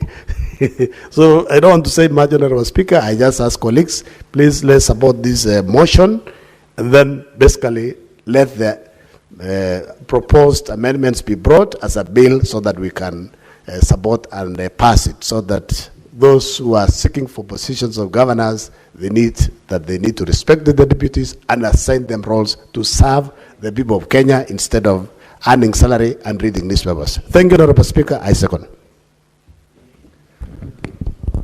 Thank you, Senator Kisang. Honorable Senators, I propose the question that the Senate adopts the report of the Standing Committee on Devolution and Intergovernmental Relations on a petition to the Senate by Mr. Japhet Makoha, the Executive Director of the Impact CBO, to amend the Accounting Governments Act 2012 on the mandate of the county governors, assigning portfolio of a county executive committee member, CCM, to to the deputy county governors named on the tip of the Senate on Thursday, 25th September 2025. Yeah, there are several members who want to contribute to this motion, but since Senator Kisang, you mentioned the chair, I want to inform you from the chair that next week during the devolution conference, yours truly has come up with a bill that will be moving during the Senate Mashinani in Busia to give deputy governors some law to pray. You said I'm seeking for higher position, it is yes, but still I'm legislating to help the deputy governors. You can see how magnanimous I am. So Senator Medu John. Thank you very much, Mr. Speaker. I rise to support this report of the Committee on the Devolution and Intergovernmental Relations. And, Mr. Speaker, there was a time we really bashed this committee because of giving us a report that we felt was half-baked on the matter of Nyamira. But on this particular report, Mr. Speaker, I think they have done a good job. The architecture of our politics, Mr. Speaker, and the way the architecture of our politics is, most of the deputy governors who come to office, and I'm happy that I have heard that you are seeking higher authority, and I wish you well. And you, of course, know that there is a shorter route to you getting to that seat than doing what you are currently doing. There's a way you can get there without necessarily having to do a lot of work. There's a way I can help you, and you know it. But since we are not there yet, you still have an opportunity to redeem and be politically correct. But the way our architecture is in, Mr. Speaker, you see people compete, even in party primaries. That I ran against a competitor of mine, after primaries or even before primaries, people sit down and they agree on what we call guided democracy, so that we don't spend a lot of our resources, we don't spend a lot of our effort, and we come together, and more often than not, we agree that we are forming government together. But once people form government, most of the things that they agree will be done are not done. In the cases of, for example, the county that I come from, Nyandarua County, is a county that has 5 constituencies. For the 3 terms that we have had devolution, Mr. Speaker, the governor has always come from Molkalau. The deputy governor comes from Kinangop, the most populous constituency, Mr. Speaker, because Molkalau is on the north and Kinangop is on the south. And that is the case for most of the places and most of the counties that are here, Honorable Speaker, so that everybody feels that they are part and parcel of the administration of that particular county, Mr. Speaker. But more often than not, just as Senator Kisang has correctly and aptly put it, Mr. Speaker, because there are other offices that are lower than the position of the deputy governor, and I'm happy that you are bringing a bill to try and cure this particular problem. Since there is no specific role that has been assigned to a deputy governor, and there are other people who are at lower pedestals than the governor, the deputy governor, sorry, and they have specific roles, Mr. Speaker, functions follow power, or power follows function, whichever comes before the other. So if you have functions like, for example, the county secretary is the head of public service in every county government, Mr. Speaker. And I think they are also the secretaries to the county executive committees. So every time a county executive committee sits, I think it is the county secretary who is the secretary of that particular highest decision-making organ in a county, Mr. Speaker. If you come to county executive committee members, CCMs, Mr. Speaker, every CCM has their specific role. That for agriculture is the CC for agriculture, and they are overseeing the functions on agriculture, livestock, fisheries, and what have you. If there is the CC for finance, they have their specific roles. If there's CC for roads, they have their specific roles, Honorable Speaker. But I find it a bit ambiguous that you are told that you are just the principal assistant to the governor. You know, principal assistant is just a very ambiguous word, Mr. Speaker. If you, for example, take, and if you are to borrow from the national government, before the executive, I think executive order number 1 was signed, there were roles that the deputy president of the republic is assigned by the constitution, Mr. Speaker. For example, Mr. Speaker, you know that the deputy president is the one that chairs IBEC. That is a very specific role that has been assigned to that particular office, and nobody else can undertake that particular role, Mr. Speaker. So besides that, being called a principal assistant to the principal, and also there's also, I think, another provision that they can be assigned roles by the governor or roles by the president, Mr. Speaker. Now, in this case, by the governor, Honorable Speaker. If you're told that you'll be assigned roles by the governor, what if he doesn't?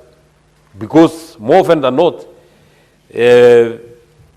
some governors and most governors feel threatened by their deputies. For that one reason that I've just told you, Mr. Speaker, if I was running against you and we just came together so that we can win, I can run against you again. So they feel that they want to ensure that the deputy governors are as powerless as can be possibly be, so that they cannot challenge them in the next election, Mr. Speaker. And I'm seeing people who want to be governors here. So there are people that I'm talking to, Senator Boni, Senator Ososi, your own self, and Senator Cherargei. He has now also declared that he wants to be governor. I didn't know that's why he was really vicious against his current governor. And you know, it's a full cycle. I hear now that his governor is now running to be member of parliament.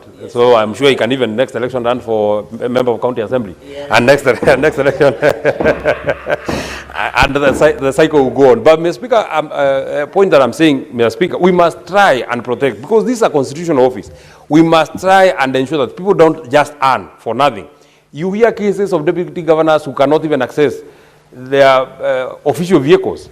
I know of many deputy governors who don't even use their official vehicles because they have been confiscated, even their own office. By the way, Mr. Speaker, do you know that the accounting officer of the office of the deputy governor is the chief of staff, who is an appointee of the governor?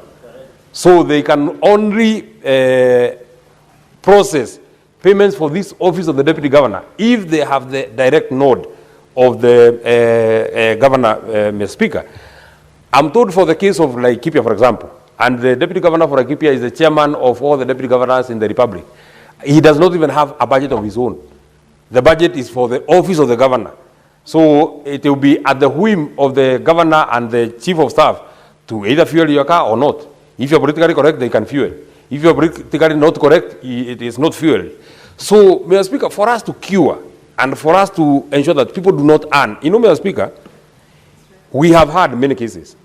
I think it was in the case of West Pokot that the deputy governor almost served an entire term without ever stepping in the county, Mr. Speaker.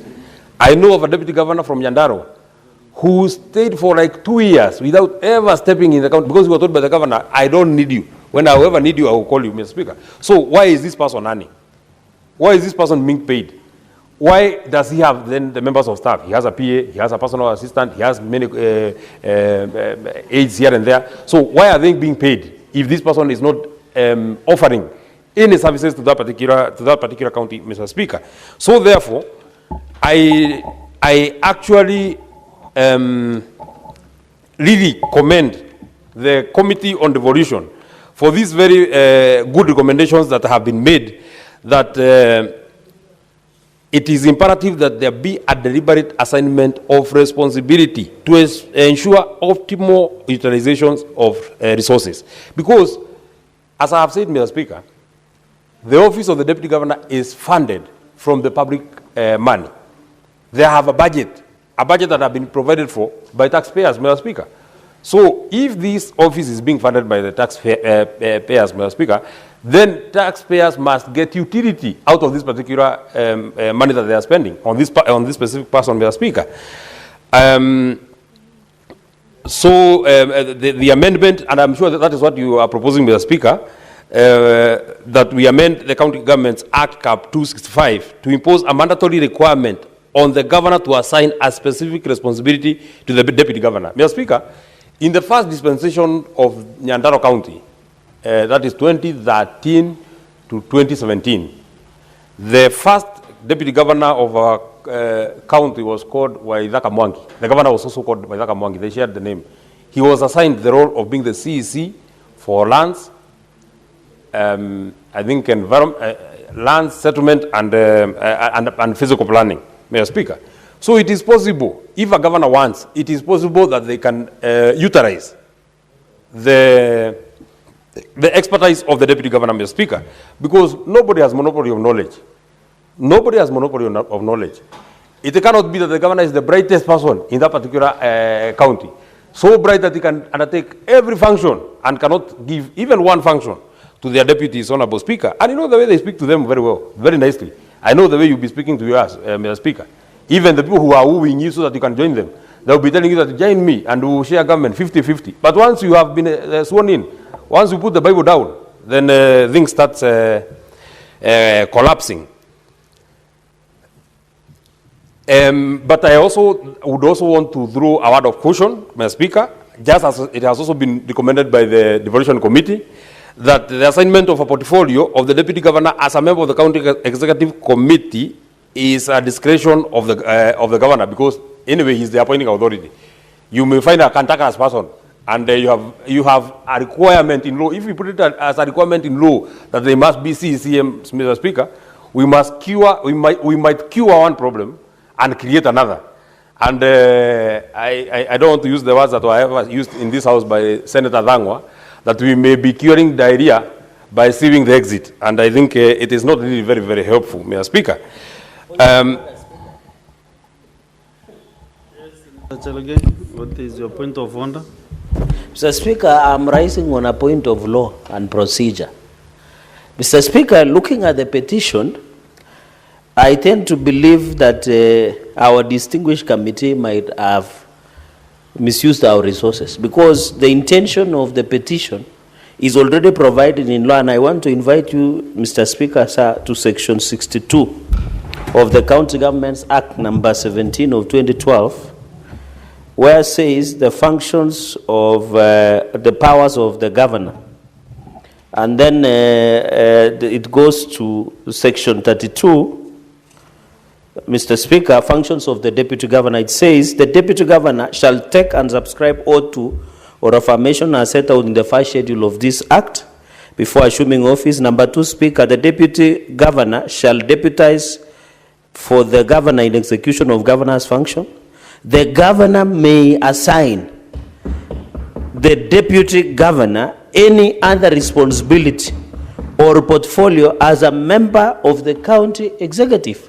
So, Mr. Speaker, my concern is if such petition comes, you know, when we are raising these issues, we assume that there is a policy lacuna or legal lacuna. But what we are canvassing is already provided in law. So, Mr. Speaker, I really needed your ruling, because if we are saying let the governors, the law is already there in section 32, subsection 3. It is already provided that the governor may assign. So what are we doing? Mr. Speaker, this is superfluous. And therefore, Mr. Speaker, this is a very pregnant and conscient point. As a point of information from the committee chair.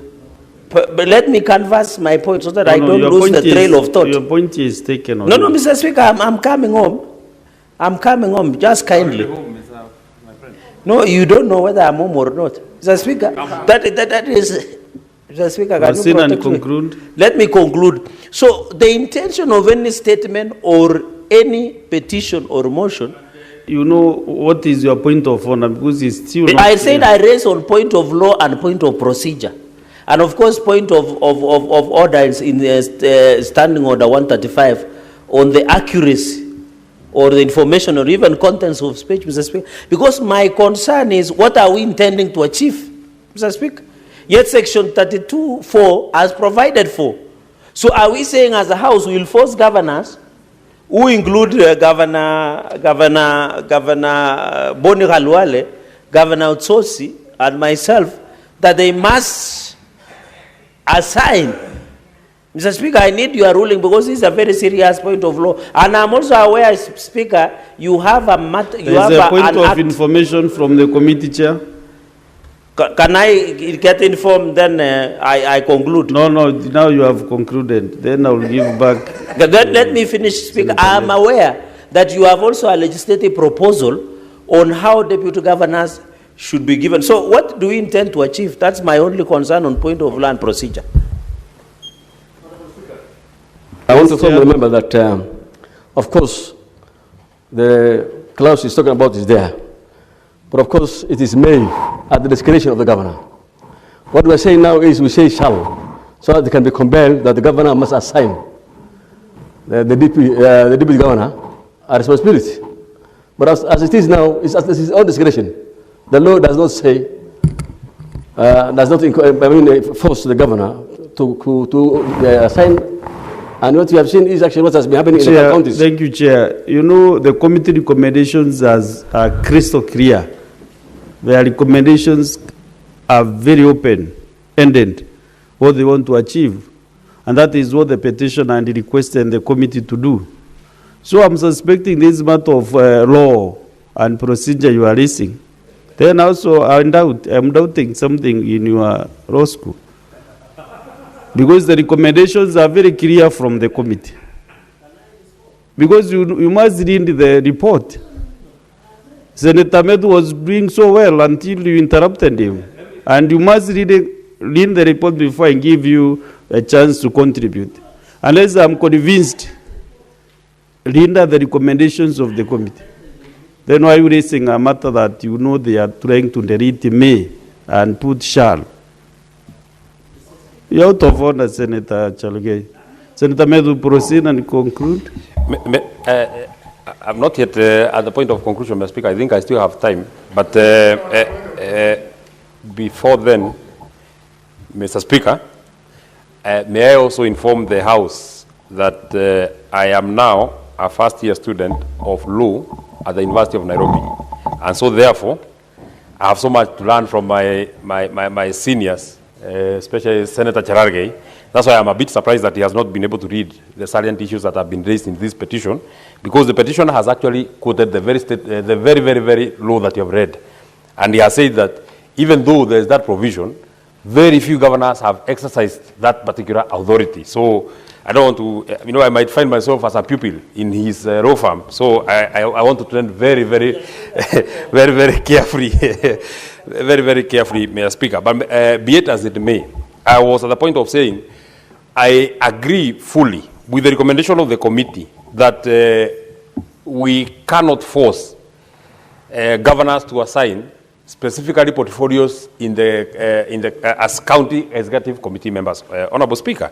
And so, therefore, I'm looking forward to the bill that you'll be proposing so that we may get to understand which are these. Mr. Speaker, if you are to borrow from the national government architecture, Mr. Speaker, it would have expressly recommended that maybe the deputy president is given a specific ministry.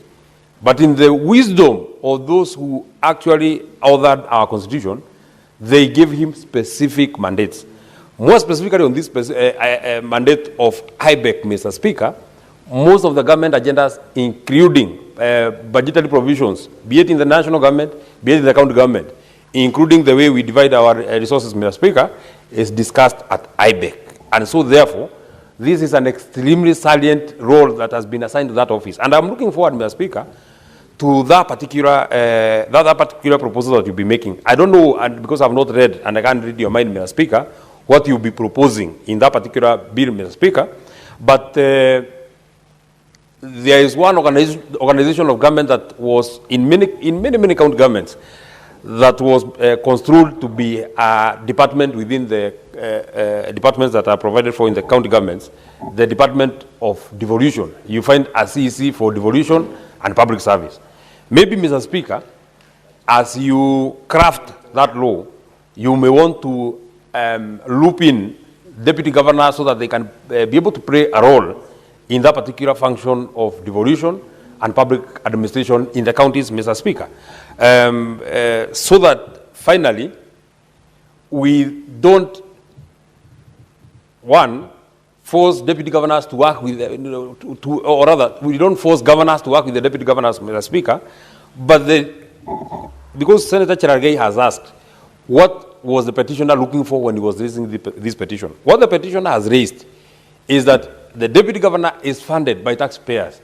If there is no role that he is undertaking, If there is no utility that the public is getting from the services of that deputy governor, why is he in office? Why is he or she in office, Mr. Speaker?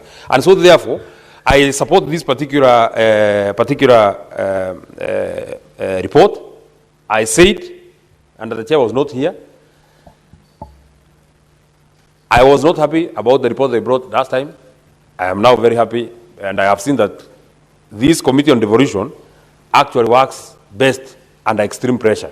So if we exert extreme pressure on this particular committee, it can continue serving this house and serving it very well. I wish you well, and thank you very much. Yes, Senator Boni Karwala. Mr. Speaker, I'm surprised that on a matter of procedure, it looks like the matter raised by the Senator of Nandi is like you want to gag him. During this debate, we should subject the recommendations of the committee to debate. And Mr. Speaker, the assumption of that is that there is a void. The Constitution of Kenya already, Mr. Speaker, has assigned functions to the governor, the deputy governor, and the rest of the members of the executive committee. Mr. Speaker, with your permission, Article 179, it says that the executive authority of the county is vested in and exercised by a county executive committee. Then they define the membership of the county executive committee. Mr. Speaker, it then goes further and says the county governor and the deputy governor are the chief executive and deputy chief executive of the county, respectively. So, if the deputy governor is the principal assistant of the governor, this constitution, and Mr. Speaker, with due respect, I remember I was on that seat there when this argument took place in the year 2012. The bill, the county government bill at that time was being moved by Musalia Mudavadi, who was then in charge of local government. And the argument, Mr. Speaker, and because you are working on this bill, I encourage you to go and read the Hansard and all the contributions that we made. The argument was that, console Mr. Speaker, because you are going to guide us as a house. What? Yes. You proceed with your argument. No, I was requesting that you listen to me. 1 year is on your side, the other one was with the CK. I hear you. You know, I was fearing that now you are leaving me to the mercy of a third-year student of law called... First year. First year? Yes. To make it worse. Thank you, Mr. Speaker. So, Mr. Speaker, we really have to interrogate. Nothing has been taken away.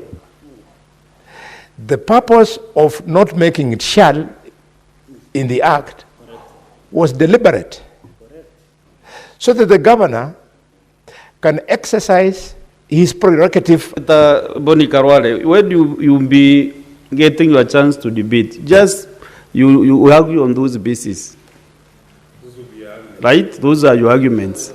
I must not agree with the arguments, and Medu must not agree with your arguments. So during debate, you'll have your 20 minutes to hammer those points. But so let us make progress. Mr. Speaker, before you rule me out, is that the chair has been invited by the Senator. I can't give you time to debate when you don't have the opportunity.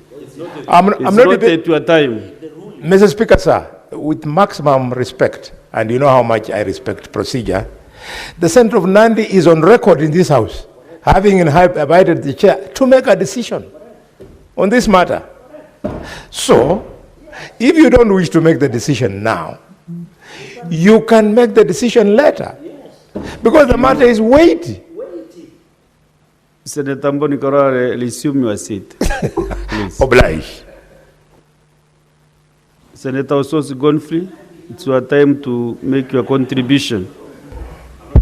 Thank you, Mr. Speaker. Mr. Speaker, I think the matter before us, the matter of this motion on the role of deputy governors and the assignment of roles by portfolio by the governor is a very important issue. And I want to thank the committee for the step they have taken to go through the petition and bring this report to this House for consideration, Mr. Speaker, because, Mr. Speaker, the issue of deputy governors in our counties is a very, very, very serious issue. In some counties, it is even a very divisive issue, Mr. Speaker. I know, for example, a county like Trans Nzoia, where the deputy governor has been stopped from performing her duties as a deputy governor. So it is a matter that requires intervention and careful thinking by this House, Mr. Speaker. We have deputy governors in some counties who have no office. You remember even your own county, Mr. Speaker, we had that problem. We have deputy governors whose... Chair, Devolution Committee, Senator Boni Karwari, Senator Chalagay Samson. We have deputy governors who have no fuel for their vehicles. They don't even have vehicles in the first place, Mr. Speaker, because they have been denied vehicles, they have been denied fuel. They are just there, Mr. Speaker, just to earn a salary. They have no allowances. And yet, in law, they are supposed to be substantive principal assistant to the governor. Mr. Speaker, I get the argument by Senator Aluale and Senator Cherargei. But in the Constitution, if you read Article 179, it does not talk about assignment of portfolios.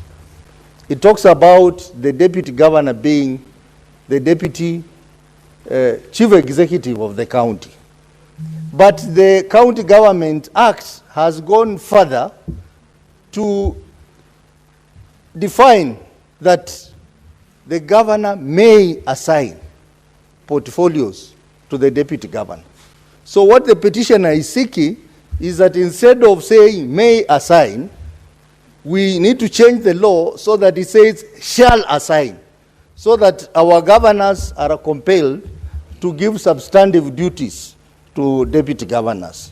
And that will help a lot in resolving some of the problems that we have in our counties, where deputy governors are basically flower girls, and in some cases are even enemies of the governor.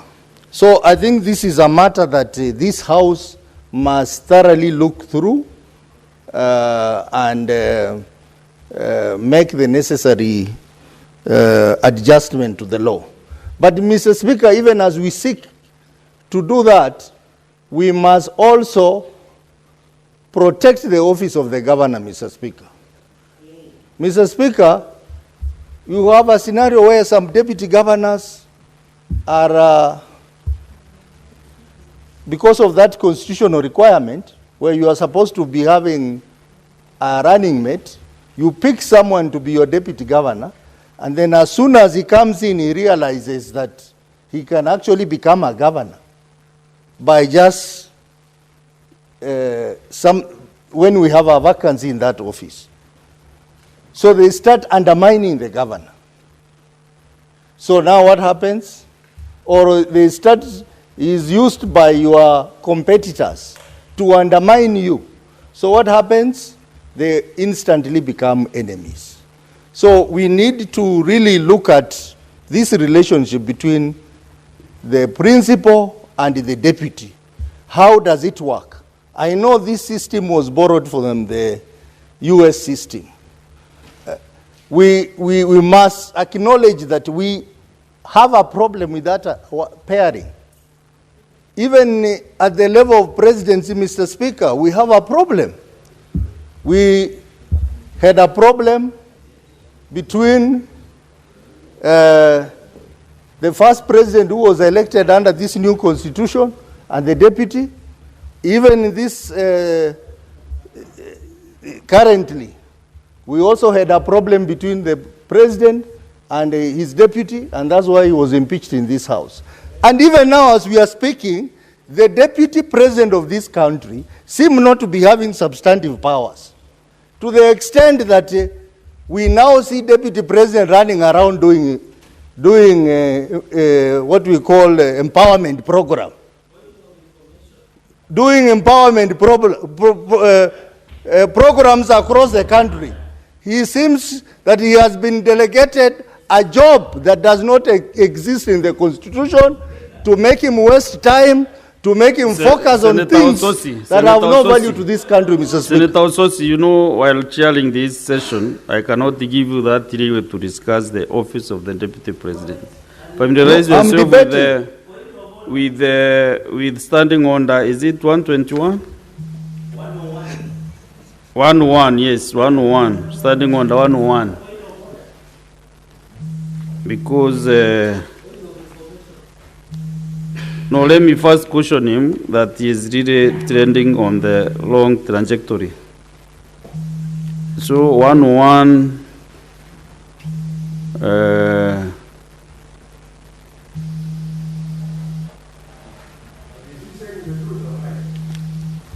no, he must bring a substantive motion to discuss the Deputy President. Mr. Speaker. So you can proceed, but I have given you that question. Mr. Speaker, I get your point. You are doing so well on the Deputy Governor. Just stick to that lane. You are doing so well. Well, Mr. Speaker, Mr. Speaker, I was just trying to demonstrate the point that this pairing of the principal and his deputy, even at the level of the presidency and the governor, seem to be a challenge to this country. We must address it. Even as we are seeking to address the problem of deputy governor and deputy, we also have a problem up there, and a solution has to be found. But Mr. Speaker, even as this House discusses the issue of the role of deputy governors, we must also move with speed to have a substantive law on impeachment, so that even as governors give substantive duties to their deputy, they sit in office comfortably, that they will not be easily impeached. So I think the committee should, as a matter of urgency, also come up with the impeachment procedure law, which will tighten the process of impeachment, so that governors sit comfortable in their office and they don't fear, because the problem we are reading in this petition is basically fear, that governors fear that they can easily be replaced, either through impeachment or through any other means by their deputy governors. So they look at them as enemies. So for us to have a balanced approach to this matter, Mr. Speaker, I suggest that even as we look at amending the County Government Act to provide for the amendment on Section 32(3) of the County Government Act, so that it is mandatory for governors to assign substantive duties to their deputies. Likewise, we must ensure there is a substantive law to make governors comfortable in their office and tighten the process of impeaching governors in this country. Otherwise, this is a very progressive law, and I want to support and request that we should all support this, so that we have stabilities in our counties, so that governors can feel safe, and also deputy governors can perform their roles of deputy governor. I support. Actually, what you are saying is that the impeachment procedures of what should happen is that once a governor is impeached, both of them leave the office. That will not motivate deputy governors to not to respect their bosses, the governors. Next is Senator Chalagai Samson. Or you did your bit? On the point of order, do you need more time? Yes, I want to transform this floor into a classroom by advancing my argument on various aspects, Mr. Speaker, starting from what is discretionary law. And I hope, I wish Senator Met, who is a first-year law student, would be here, so that as I give cogent points of law and procedure, he can be up to date with what we mean by discretionary power. The origin of discretionary power, discretionary law, is to give alternatives, to give options. Because, Mr. Speaker, let me use the judicial authority.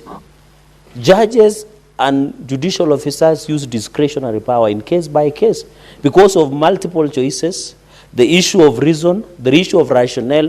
Mr. Speaker, because if you remove discretionary power, you threaten in making that thing to be rigid, Mr. Speaker. And that is why I was arguing that when you look at section 62(3), the courts have given governor discretionary power based on the choices. The reason, Mr. Speaker, and I want to agree with Senator Bonde Halwale, and it's good we have institutional memory. It's good we have institutional memory, Mr. Speaker. You know why I want to say, and I wish, Mr. Speaker, when I raise this on a ruling, the reading of Article 179 of the Constitution, sub-article 5, it says when the county governor is absent, the deputy county governor shall act as a county governor. Yes. Mr. Speaker, sub-article 7, if a vacancy arises in the office of the county governor, the members of the county executive committee appointed under clause 2B cease to hold office. Mr. Speaker, the drafters of County Governments Act section 632 were well aware of provisions of Article 179. And that is why they gave those discretionary powers to the governor. And I want to tell you, Mr. Speaker, we wish you well as you run to be the governor of the great people of Meru. But we are working on a dangerous path by curtailing your discretionary powers. There is a principle behind it, so that you use your reason, your judgment alternative to exercise discretionary powers. And that is why power of mercy provided by the Constitution is one of the discretionary powers that is exercised by the President, Mr. Speaker. And it is important that Kenyans know that the provision of Article 79 envisage a situation where a governor dies, resigns, or becomes incapacitated, and the deputy governor takes over as the governor. Because the county members of executive, they cease to hold office. And that is why they use a may, not shall. Because the origin of discretionary powers is to exercise, Mr. Speaker. And therefore, looking at Article 179, and even all the way to Article 181, it is important. Even when you look at that, that is why they say the office of the governor. And therefore, the aspect of deputy governor, Mr. Speaker, I agree. Deputy governor should not be flower girls or page boys. They should be assigned responsibilities. Even in the case of the deputy president, you remember, and history is a good teacher, that executive order was issued by the president to give powers to the deputy president's office, including IBEC and other chairing subcommittees of cabinet.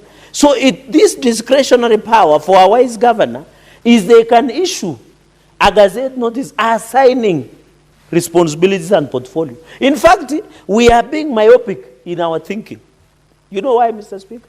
Because we want to curtail the power of a governor, because discretionally, the governor can assign many more responsibilities than just being a CCM. And I know, even if, in fact, if today, Mr. Speaker, sir, if today the governor is traveling outside the country for medical treatment or for any assignment, they appoint deputy governor to assume the entire running of the county.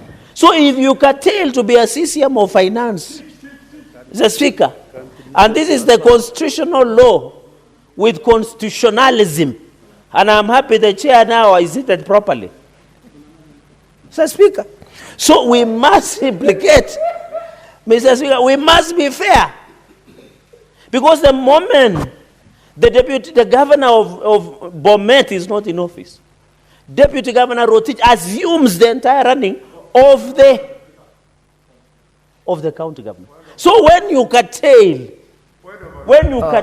Senator Boni Halwale. Senator Boni Halwale and incoming Governor Kakamega. Senator Cherargei, take your seat. Mr. Speaker, when the Senate started, he said he was going to teach, and I'm really benefiting from the lesson.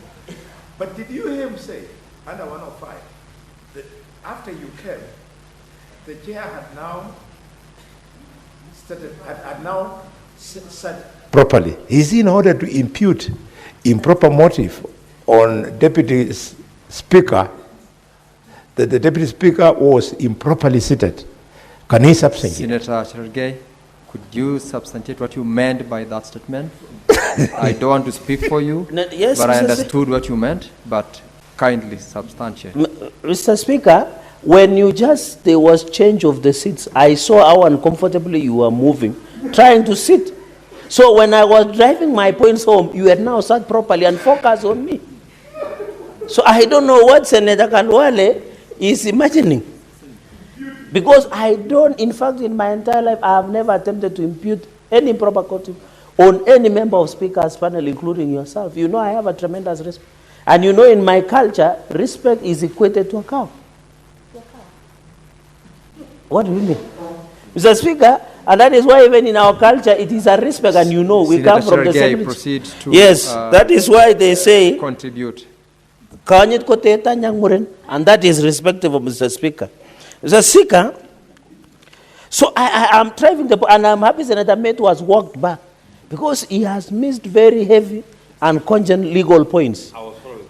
You are following, thank you. So let me move to point number 4. And therefore, I was making the point that we are trying to curtail the work of, and by the way, I have tremendous respect for deputy governors. When I was a member of the devolution committee, they appeared before us. Let's speak. Even my own deputy governor appears more like a flower girl. Because even the current, my governor, does not even respect the deputy governor. Even in the succession matrix of gubernatorial seat of Nandi County, the deputy governor is running for governor, but the deputy governor has never endorsed him. Dr. Yulita. Because of that fear. So speak. I know the frustrations of deputy governors. I know when Senator Metu speaks, he speaks from experience. I know of deputy governors who don't have cars, don't have fuel. Even the deputy governor of Kericho, Engineer Fred Kirui, who was the whistleblower in the fictitious payment of 85 million. He said even on record that he doesn't have a car, a bodyguard, a driver, a fuel. The car was taken away. Go to Siaya. Siaya is the worst case.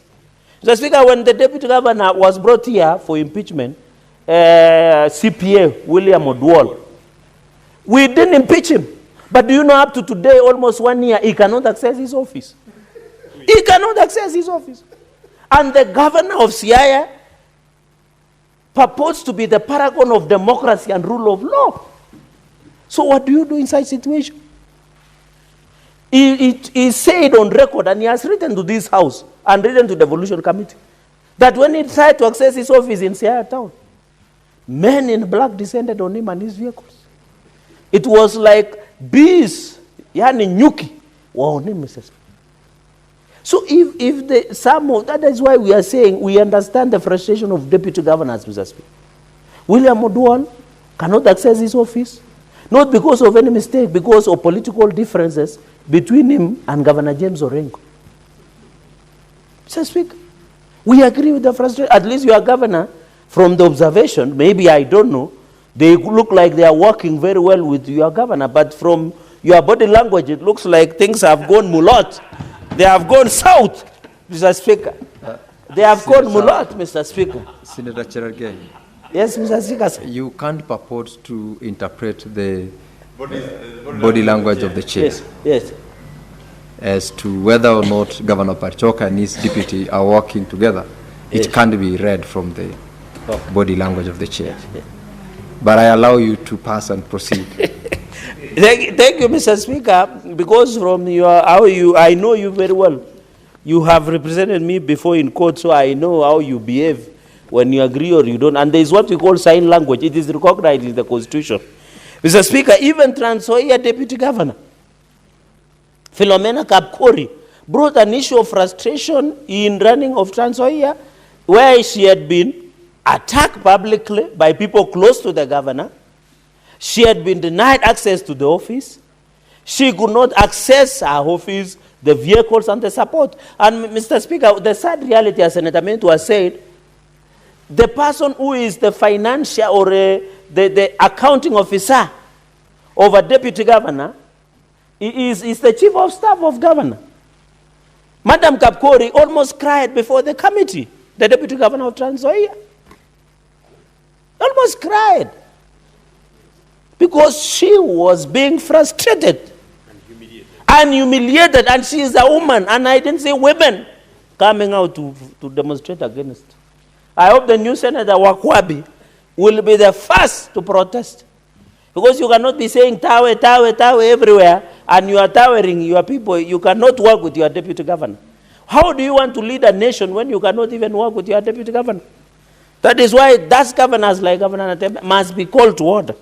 Even you remember Deputy Governor of Kisii, because of political differences with Governor Simba Arati, Deputy Governor Monda was impeached by the county assembly. We confirmed the impeachments. The former colleague of Senator Kalwale Monda is now home. He is taking care of tea leaves and other things. So, Speaker, because of political differences with Governor Simba Arati. Now, and even, Mr. Speaker, the Deputy Governor, and I know this was a friend of Medu, Deputy Governor Engineer John Bararot of Wasingishu also resigned because of the frustration from Governor of Wasingishu, Chelele. And he said it on record. So, Mr. Speaker, we understand where Deputy Governors come from, but we should not entrench and infringe. And I want to encourage Senator Medu when he will reach the low class, Mr. Speaker. I don't know whether, Mr. Speaker,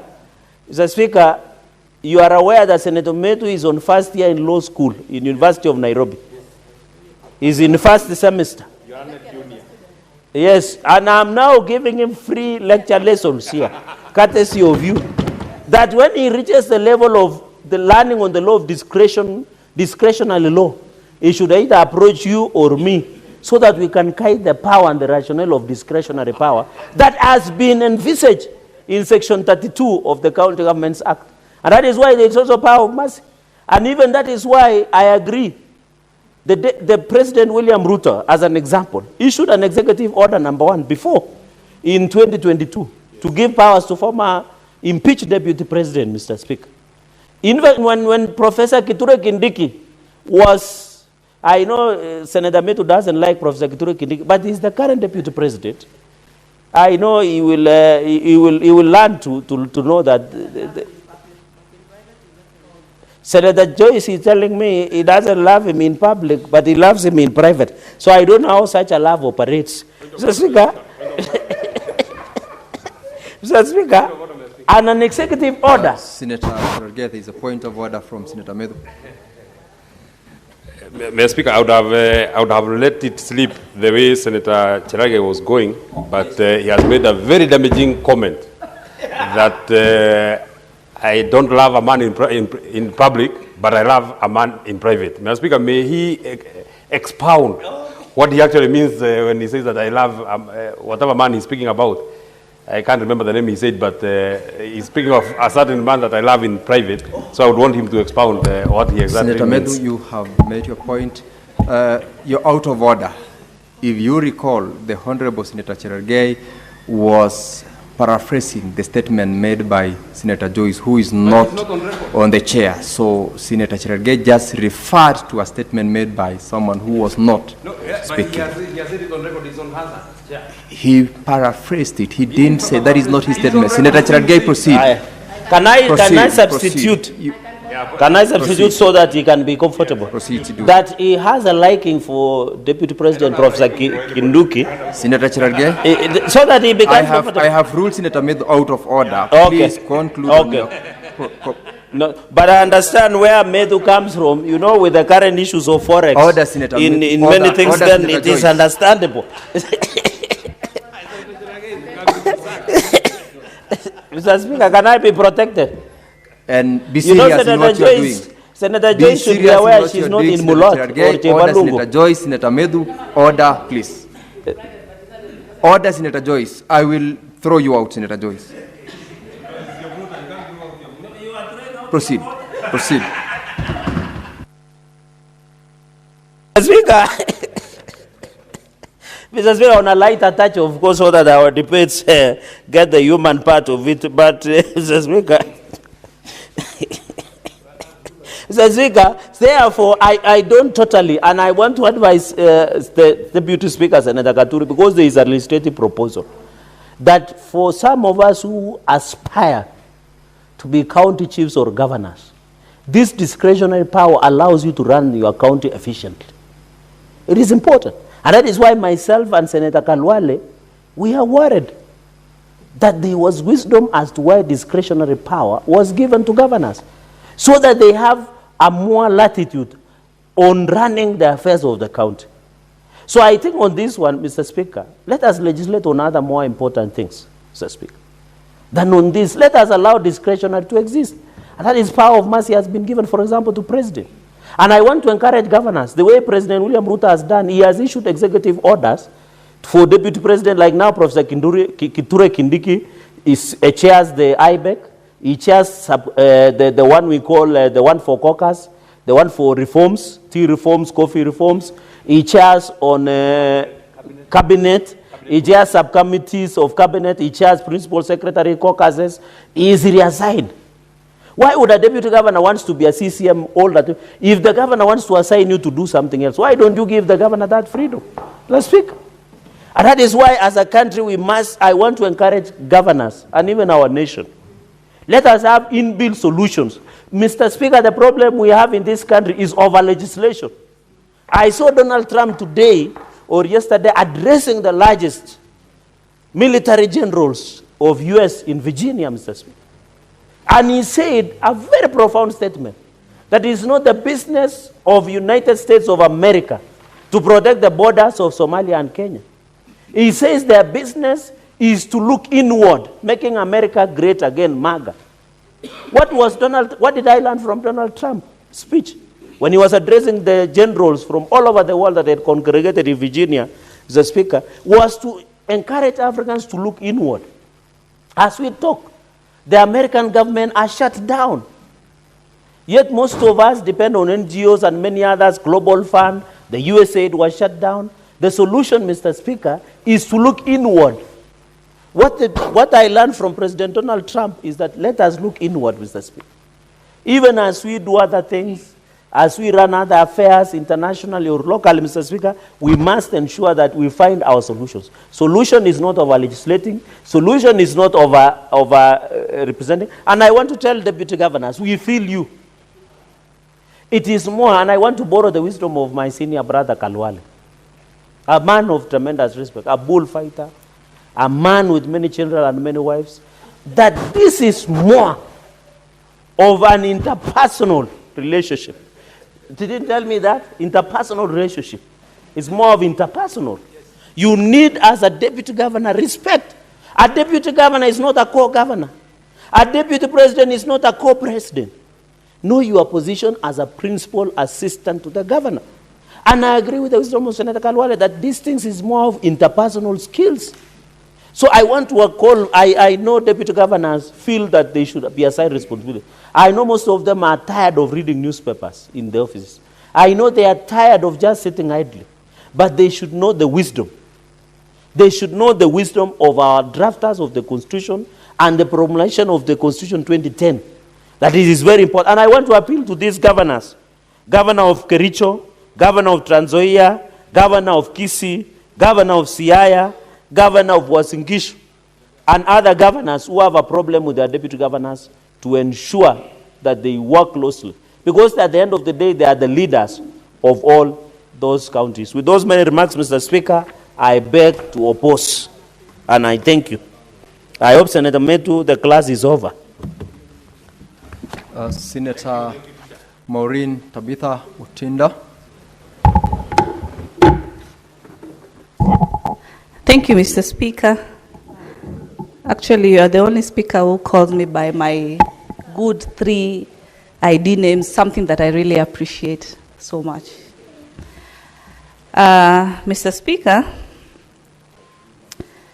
first of all, I want to appreciate this committee of delegated for a job that is within their mandate, what they've been able to come up with. But Mr. Speaker, even before I proceed further, from where I sit, and from the recommendations that the committee have been able to put, I'm not satisfied. From the level of a deputy governor, Mr. Speaker, more was expected in this report.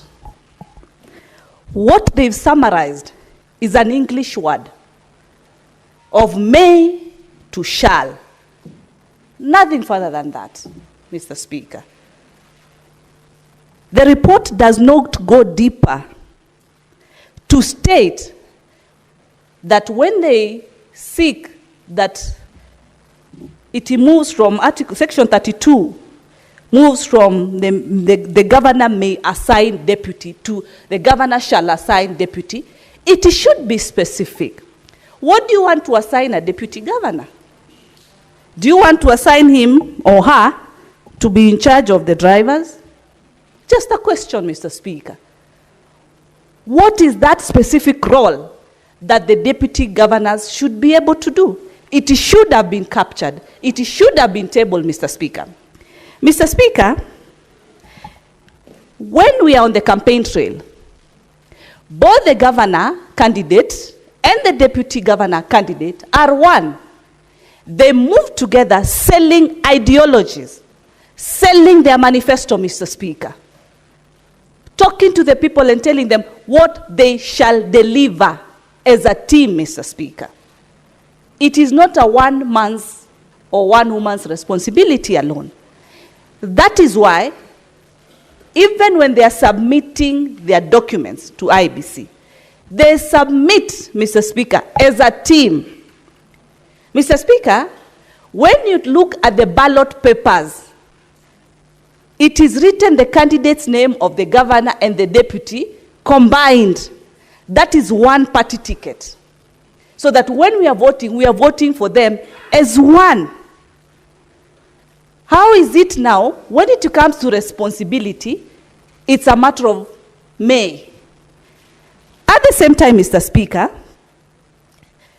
does it not really go deeper and make us ask ourselves as leaders, is the work of a deputy governor to wait, God forbid, for either death or even impeachment to occur, for them to actually actualize their roles and their functions and their mandate?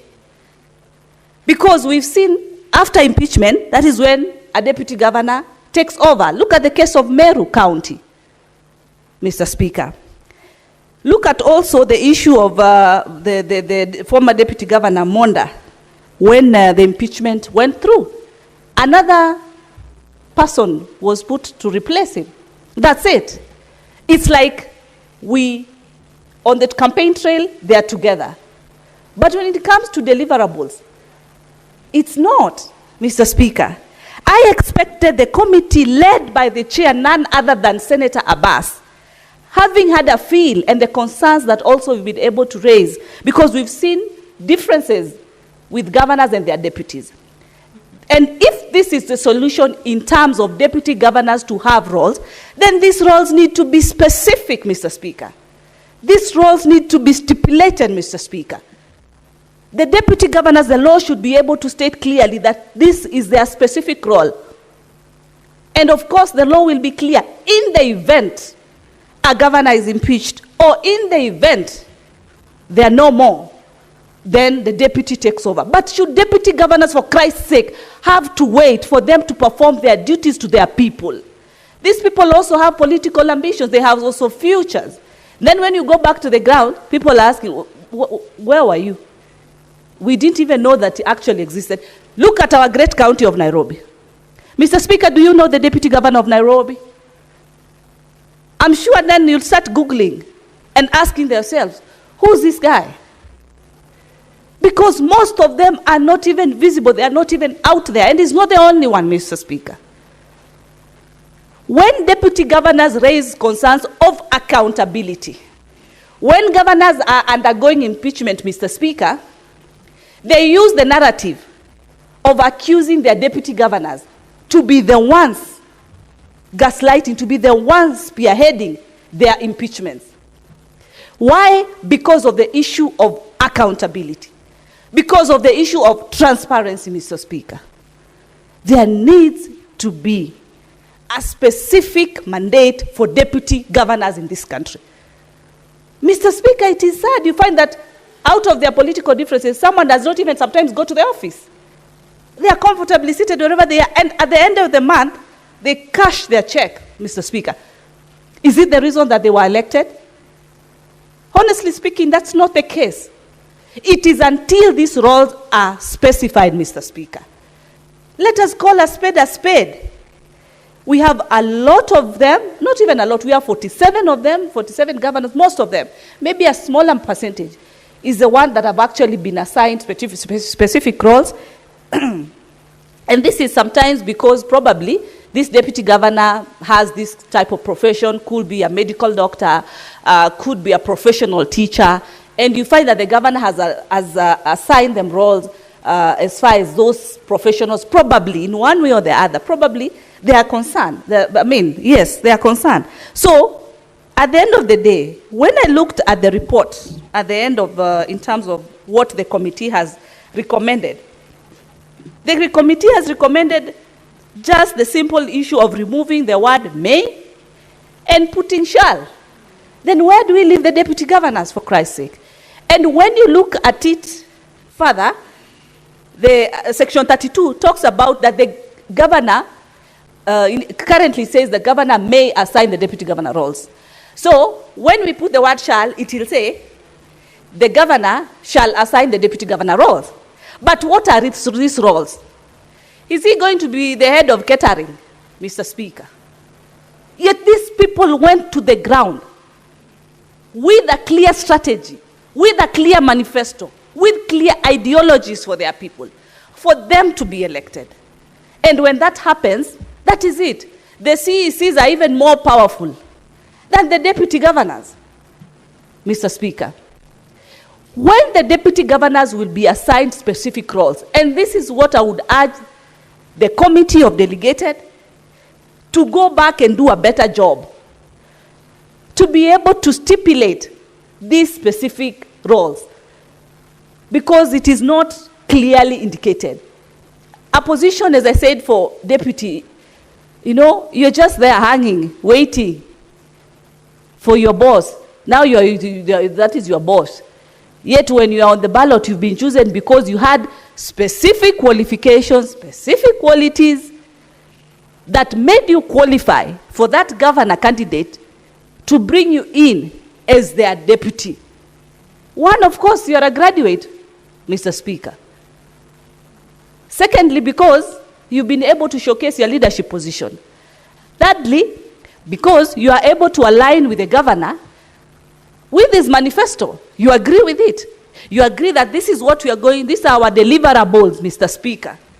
But if this is not specified for the deputy governors, Mr. Speaker, we will still continue to have issues that they keep on raising.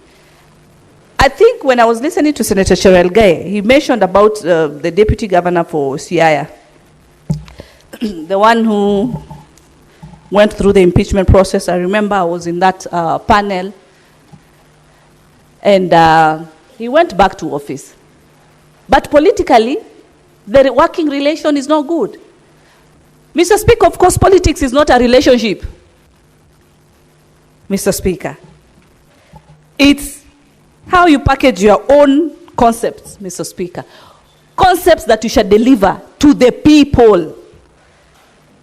But what the committee has put down, it's not enough, Mr. Speaker. More needs to be done for our deputy governors to be able to deliver, so that devolution is still strengthened, Mr. Speaker. Most of the deputy governors, you don't even know them. As I've given an example of Nairobi County. For you to be able to identify, for you to be able to even know a deputy governor for a certain county, you have to Google, you know. But the governors are out here. And there are very few governors, Mr. Speaker, by the way, who are finishing their term. They are 2-term, they are finishing. And a very small percentage of deputy governors will be able to rise to go and vie for that seat. Because a bigger percentage has been disempowered, Mr. Speaker. Highly disempowered. We've seen very few deputy governors having the confidence to carry on. One, because of the frustrations that they've been able to go through. It is very frustrating. Some of them are not even, you know, going to workplaces. We saw in 2017 to 2022, the former deputy governor of Nairobi, none other than Honorable Igathe, by then, he resigned. He said, you know, I can't stand this. I came in with a lot of vigor. I came in with a lot of energy. I want to work. I spoke and communicated my agenda to the people. I told them what I shall do. But what happened in return? Eventually, that was overturned. But he was strong enough to boldly say, you know what? I'm not going to earn a salary that I'm not working for. And he resigned. When he came to vie in 2022, Mr. Speaker, when he came to vie, the first question was, if you were not able to sustain and be in that county because of the pressure that you said, will you manage it now? That was the first question to the public eyes, Mr. Speaker. An indication that that is what most of the deputy governors are going through today in this country. Yet during that time for campaign, all is rosy, Mr. Speaker. Some of them have even wasted, Mr. Speaker, their career opportunities. Some had to resign to be able to join this trail. And eventually, you're just seated there like a zombie, Mr. Speaker. You're not able to put out what you're capable of, Mr. Speaker. And when the governor blunders and makes his own mistakes, and you want to watch your vision and vie, you are attached to his failures. You are attached to his incompetencies. You are attached to his quackness, Mr. Speaker. Because if the governor was not able to deliver, even you as a deputy governor, you carry that burden 100%, Mr. Speaker. It is a high time, Mr. Speaker, that the committee of delegated goes and does a better job of simply specifying the roles of the deputy governors in this country, Mr. Speaker. We have very competent deputy governors who can be able to massively and progressively, Mr. Speaker, be able to do and work well, Mr. Speaker, so that we are able to continue achieving the goals that we set for this devolution to work, Mr. Speaker. How do we have two heads of an institutions and we still have a lot of issues, Mr. Speaker? This needs to change. It is us to do the change, Mr. Speaker. It is us to help the county governments. It is us to stand with the deputy governors in this country, Mr. Speaker, by ensuring correctly their roles are specified. In those few and many, Mr. Speaker, I do not support this report. Senator Alexander Mundige. Asanti Bwana Spika kwa kunipa nafasi niweze kuchangia mjadala ambayo unaendelea devolution kuhusu mambo ya mamlaka. Bwana Spika, katika ulimwengu kila kona zote mpaka kuwe na mtu mkubwa na mtu mdogo, Bwana Spika. Mara mingi tumeona katika devolution kuna cabinet secretary, kuna PS, kuna mandirectors, kila kitu yote iko na mpangilio, Bwana Spika. Na wakati tumefika mambo ya devolution mwananchi avaindike, inakuwa ni matatizo. Mara mingi wale wamepatiwa mamlaka kidogo, kama ni governor ama kuwe na deputy governor ama kuwe na principal, deputy principal, hiyo mambo yote sio kuhusu deputy governor peke yao. Ni kuwe na sheria inahusikana, kama kuna mkubwa na mdogo wake aweze kuwa na mamlaka, hata kama aivanani, kutengenezwa sheria ya kila mtu awe anavaindika. Kwa sababu Bwana Spika, katika ulimwengu ama katika Kenya, kila kiwango wakati mtu amewachiwa, unaweza uona kama ni mtu ni mwenyekiti aidha wa kahawa na mdogo wake, ama kuna hata cheo nyingi sana katika makamati, unakuta kuna wandogo. Lakini unakuta wale wandogo, unakuta wakati mtu amekalia kidogo, unakuta kuna mambo ya vita, mambo ya pale, kwa sababu hakuna sheria inahusikana. Bwana Spika, ukiangalia mambo wa rais wa Kenya, kusaona wakati hayuko rais, deputy ama deputy wake ama makamu wake ako na mamlaka, ingawa sia inatosana na ya rais, ako na mamlaka ya kufanya mambo mengi sana. Bwana Spika, katika ukatusi tumeona mangavana wakichaguliwa, na gavana yoyote mpaka aseme ni nani atakuwa mdogo wake, aidha ni mama ama ni mwanamke, Bwana Spika, aidha mwanaume. Lakini mambo ya ajabu, wakati wameingia kwa ofisi, unakuta saa ile mdogo wake ana mamlaka yoyote. Kwa hiyo ni mambo mengi sana inafaa iangaliwe. Hata tumeona hata katika familia, tunajua kuna mzee na mbimbi, na wanafanya kazi vizuri sana kwa sababu wanaheshimiana juu ya hiyo mamlaka. Hata mambo mengi katika dunia hii umbwe na Mungu, tunajua hata Yesu mwenyewe alikuwa amesimamia kila kitu, lakini alikuwa amepanga mipango, na tunajua hata kulikuwa na akina Petro na wale wengine na akina Paulo hawakuwa natoshana. Lakini wakati umekuja mambo ya ukatusi, unakuta magavana, deputy governor wananyanyaswa, hata tulikuta principals, deputy wananyanyaswa. Kwa hiyo sio mambo ya ukatusi peke yake, ni kuonekane kama mtu ako na mamlaka kidogo, asipatiwe kama ile ya governor, lakini apatiwe cheo ya kusaidia. Si ati wakati tu governor ameondoka anakalia kidogo, wafanyikazi wa county, wafanyikazi, walimu na kona sote wanadhau yule mdogo.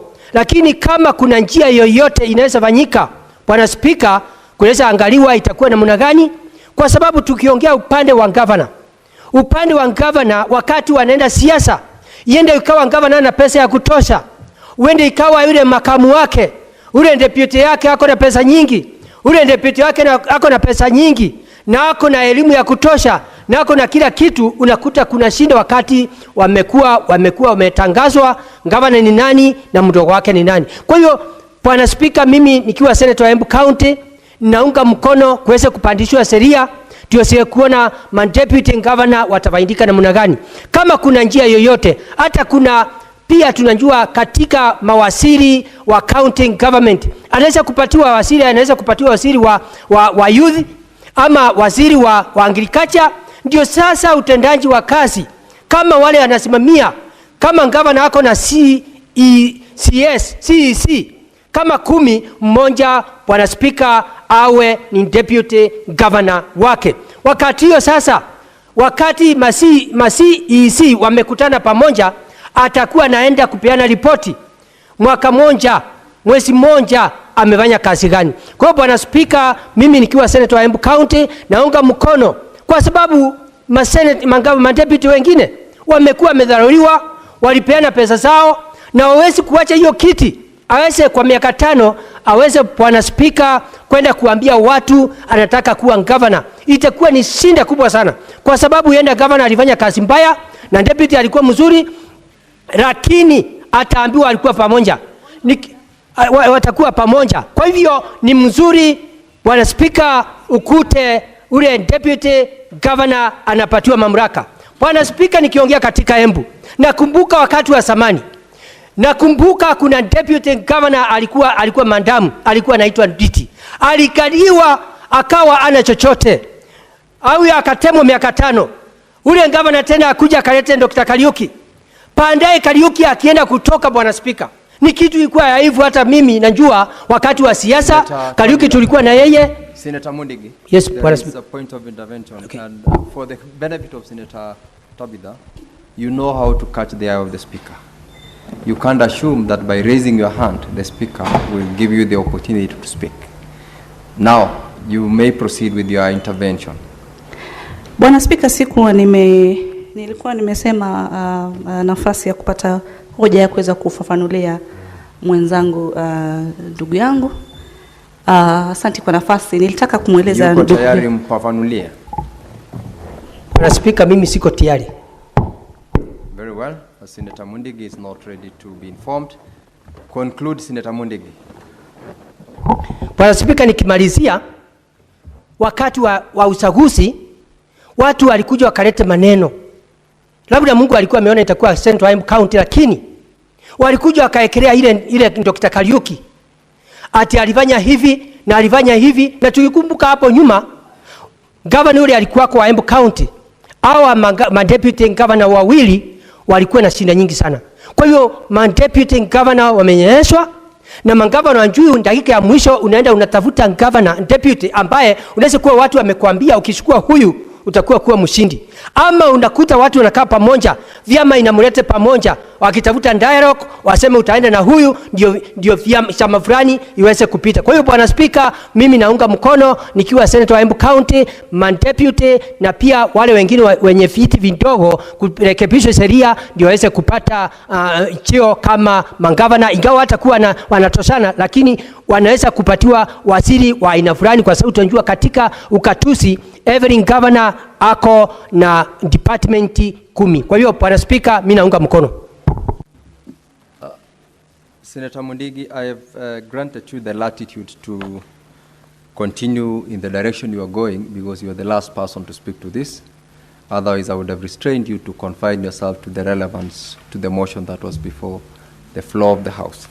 Now, Honorable Senators, the mover of this motion, the chairperson of the committee, relevant committee on devolution, is not present in the House, and therefore, for purposes of reply, I will, under the provisions of Standing Order 97, defer a reply to the next sitting of the House to facilitate the Honorable Senator to respond if there is any clarifications he will make.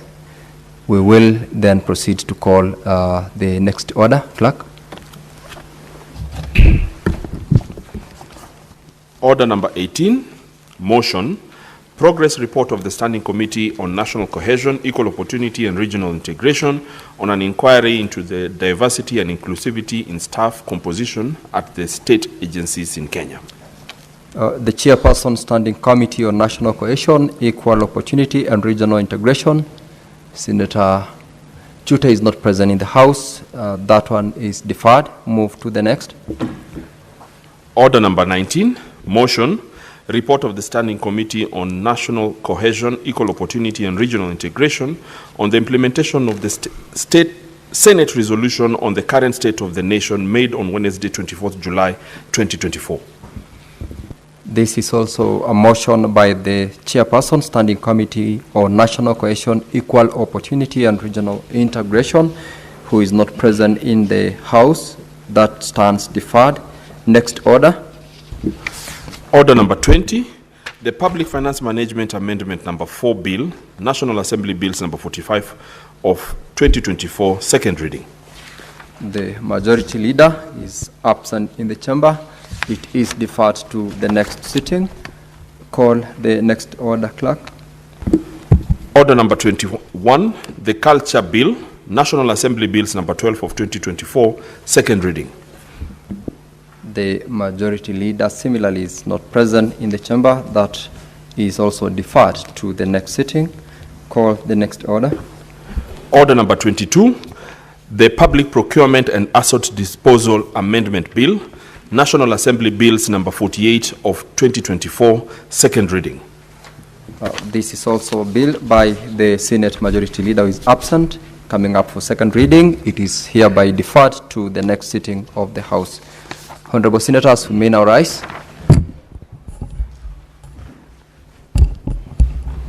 Honorable Senators, there being no other business on the order paper, the Senate stands adjourned until tomorrow, Thursday, 2nd of October, 2025 at 2:30 p.m.